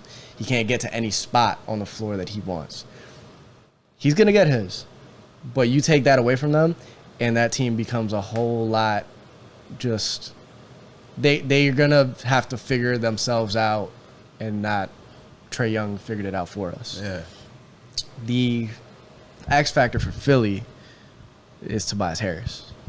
Nice one. He needs to show why he's got that contract. He needs to... I'm not even saying, like, be the be-all, end-all. He just has to play consistently. Hit his shots, take advantage of his matchups. If he's scoring and defending, doing his thing, that is just another spot that the Hawks won't have an answer for. Gotcha. They don't have very many answers on that team, I don't think. They have Trae Young, and if it's not Trae Young, they got Bogdanovich.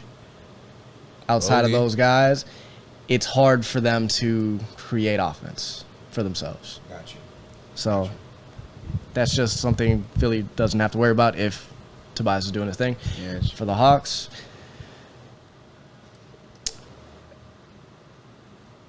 it's just going to come down to their wing play and hitting shots and defending. So DeAndre Hunter, Herder, Bogey, like everybody's got to play the best basketball they've ever played. They can't afford to take a game off. They're going against the best wing defenders, best guard defenders in the league right now. Yeah. Like they cannot let that overwhelm them. Right. But I think it might. Yeah. I'm with you, Chris. But push comes to shove, I think this is a sweep either way. Ooh. It's a sweep either way. Even without Embiid, Atlanta, they have the answers. They have the answers. You have Trae Young and Bogey. Those guys are your two main sources of offense. I have Ben Simmons and Matisse Thybulle. Good luck. What's your third source? What's your third source of offense? I don't know. One night it could be Danilo Gallinari. The other night it could be DeAndre Hunter. Maybe Lou Williams. That's great. I have Tobias Harris. He's as reliable this year as he's ever been in his career. This is a career year for him. He's been as reliable as reliable can be. I have lights out shooting. I have the answers without Embiid. Now, with Embiid, it's gonna be easy. X factors for Philly, it's Tobias Harris for me as well. If Tobias Harris shows any level of consistency, like if he just gets the job done, if he does what he's supposed to do, this is even without Embiid, they're gonna wrap him up. And for Atlanta, it's going to be, I'm gonna say the veteran guys, Lou Williams, Danilo Gallinari, Clint Capella. Clint Capella, if Embiid is not playing, Clint Capella has to take advantage of that. Has to. He has to be at least the second best player on the Hawks. And I need to see 2020s. That's a fact. I need to see 2020s. That's what I need to see. This is time. If Embiid's not on the floor, you know what I'm saying? If Embiid's on the floor, then obviously Capella has his work cut out for him, and it's going to be up to Kevin Herter, DeAndre Hunter. You guys might not score 20 points, but the 12, 13, 14, 15 points you give me, you guys can't miss shots. Right, he does. Can't be going like 3 for 12. Can't do that. You guys got to be efficient as hell. Keep Trae Young in the game. Make sure that Trae Young is in, fighting. He's in punching distance to make sure that he could try to pull out a game for you. Same thing with Bogey. Same thing with Lou Williams. But push comes to shove, I just do not see this team they don't have enough. They don't have enough because you could get away with that shit with the Knicks because the Knicks just didn't have the answers. You know what I'm saying? But you have the Knicks didn't hit shots. And the Knicks didn't hit shots on top of that. Because if you look in that Knicks series, the Knicks played wonderful defense. Yeah. They played wonderful defense. Had they been able to score, they would be in the series. But guess what? You're facing a Philly team that can score. They can score, and they have guys that can knock down threes, and they have the guy that is the best. Bro. They have the guy that's the best in the world at creating open three-point shots for his teammates. So there you have it. And yeah, I don't think it's going to be really much closer. But now on to the series that going Atlanta. I get it. Now punch his chance, baby. Now anybody has a chance in NBA. It's professional basketball. And now on to the more fun series where I think it's going to be a prize fight. That's a fact. It's going to be a prize fight, and that's Denver versus Phoenix. I think this is the hardest series. This is the hardest series. Avery, give me predictions. I'm going Phoenix in 6, bro. Like it. Phoenix in 6. Honestly, I just feel like this is the season. I keep saying season, bro. Screw that. This is the season of Devin Booker. You heard? It is. My boy is here. And I don't believe that Denver, who you going to throw at him?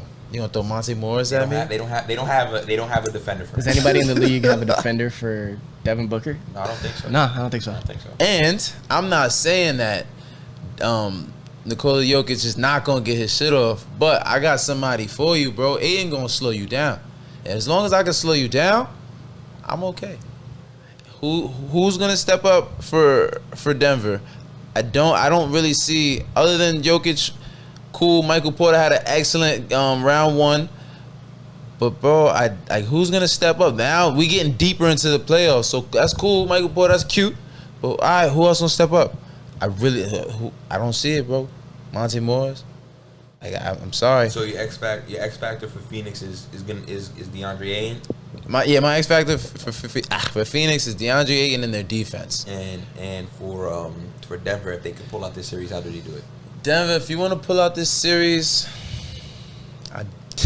I really don't even have Denver winning at all. So I don't know how they pull out this series. I never even thought about this part, y'all. I'll take it. There is no X factor for Denver because we just see that there's no shot in them. I don't see them winning it, bro. I'm sorry. Nah, I got you, Chris. Let me hear something. I think they do got a shot. They have the right matchups. Like there's nobody to cover Devin Booker, but also no offense to Aiden. Ain't nobody. He's not gonna stop Jokic. He's not gonna stop Jokic. Slow him down. He ain't gonna slow him down. For Aiden, it's not about slowing down Jokic. He has to take advantage on offense. He has to be able to provide an offensive punch. That's where I thought Avery was gonna go with the because if he can't do that, you can try to match him. Yeah, but you're not gonna slow him down. You're not gonna slow him down. You know but on offense, if he doesn't show up, that's the problem. Like that'll be like an issue for Phoenix that they would have to figure that out. But I think he's been consistent. He's been doing his thing. I don't think Chris Paul let that happen. That's what I'm saying. Like Chris Paul ain't gonna let that happen. But if I had to say, and this is kind of like also a pick that I just want to see, I have Phoenix in 6. I like Phoenix. I want Chris Paul to continue, going. I want to see him in the finals. Word, one time. Like I just want to see it. I want his chance to happen. It's not going to be easy though. I think the X factor for Phoenix is going to be Chris Paul's health, honestly. Okay. If he's healthy, if he's feeling good and he's on the court, he's going to make it so much just easier for Phoenix. Denver's going to have, a tough time figuring it out. They don't have the guards to just do anything. And he has to just take advantage of that. For for the Nuggets,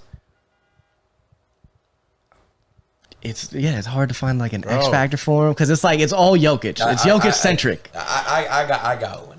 If I had to pick their X factor, I don't know. It's got to be a third guy. Is it Aaron Gordon? Is it who's stepping up? That's a good one. I just don't know. Like it's got to be who is going to be your third guy to do something to try to make this easier because you're going to have like a release valve. You're going to have somebody that can do something. Not real, bro. Yeah, I got Phoenix. I got Phoenix in 6. Quite simply, you have young teams and then you have the Phoenix Suns. Right. Like these are not the guys to play with. They're just that fucking good, and they have the right general at the top. And my X factor for Phoenix is going to be, honestly, the bench guys. They have to win the bench minutes. Cameron Payne had a great first round. Yeah. I need that to continue. And the guys coming off the bench, you got to play really well. Give me some more Jay Crowder minutes. You got to have good bench minutes. That way the games don't slip away. You don't want Denver to go on a 25-5 run. Yeah. Where the bench is punching them early, then they bring back they started and they punching you out. You don't want that. So if you win the bench minutes, your starting 5 is as good as anybody's. So you win the bench minutes, you'll feel good about this series. Right. And as for Denver, every single wing they have. Facts. Because the guys that are going to guard Devin Booker are all the wings you have.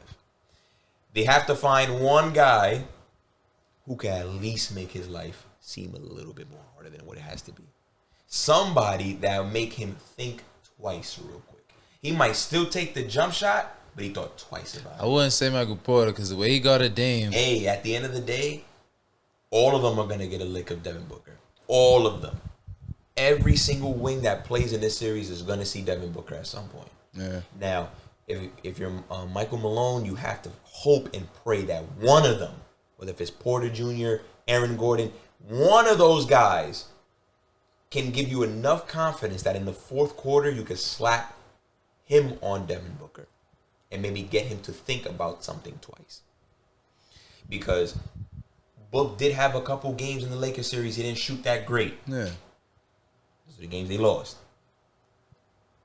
That's what you need. Does Denver get it? Clearly, I don't think so. I don't think they get it 4 times. But that's what Denver is going to need if you're going to tell yourself we're going to beat the Phoenix Suns. Because Chris Paul, we all know Chris Paul doesn't have to score 40 points to win a game. Nope. He could literally win you the game scoring I think 12. he scored like 8 in game. He doesn't have to 5. score. And we all know that Ayton, he might not outplay Jokic, but he's not going to miss a shot.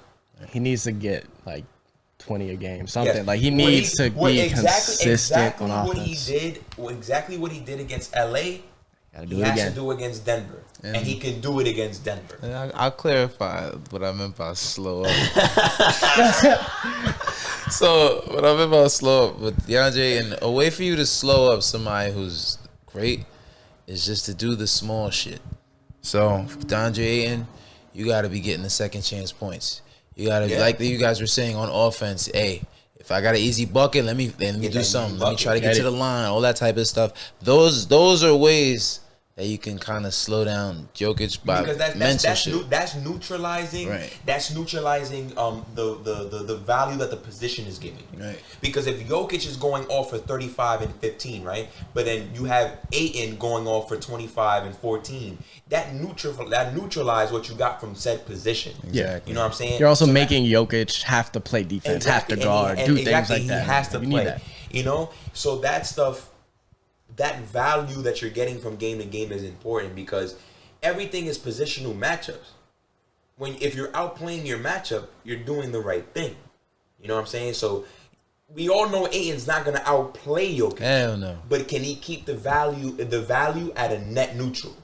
Right. You know, it can how can he get there? Like if Jokic is gonna be up here, can Ayton stay right here? Right. Yeah, he needs to get it as close as on your possible. body. They don't need him to be equal. They need him to be right here. That's like 4 years from now, bro. You know what I'm saying? Like they don't need him to Maybe. be equal. If he could just Right. sit there and give out those 20-point doubles like he did against LA, they're gonna be fine. And you let everybody else handle their business.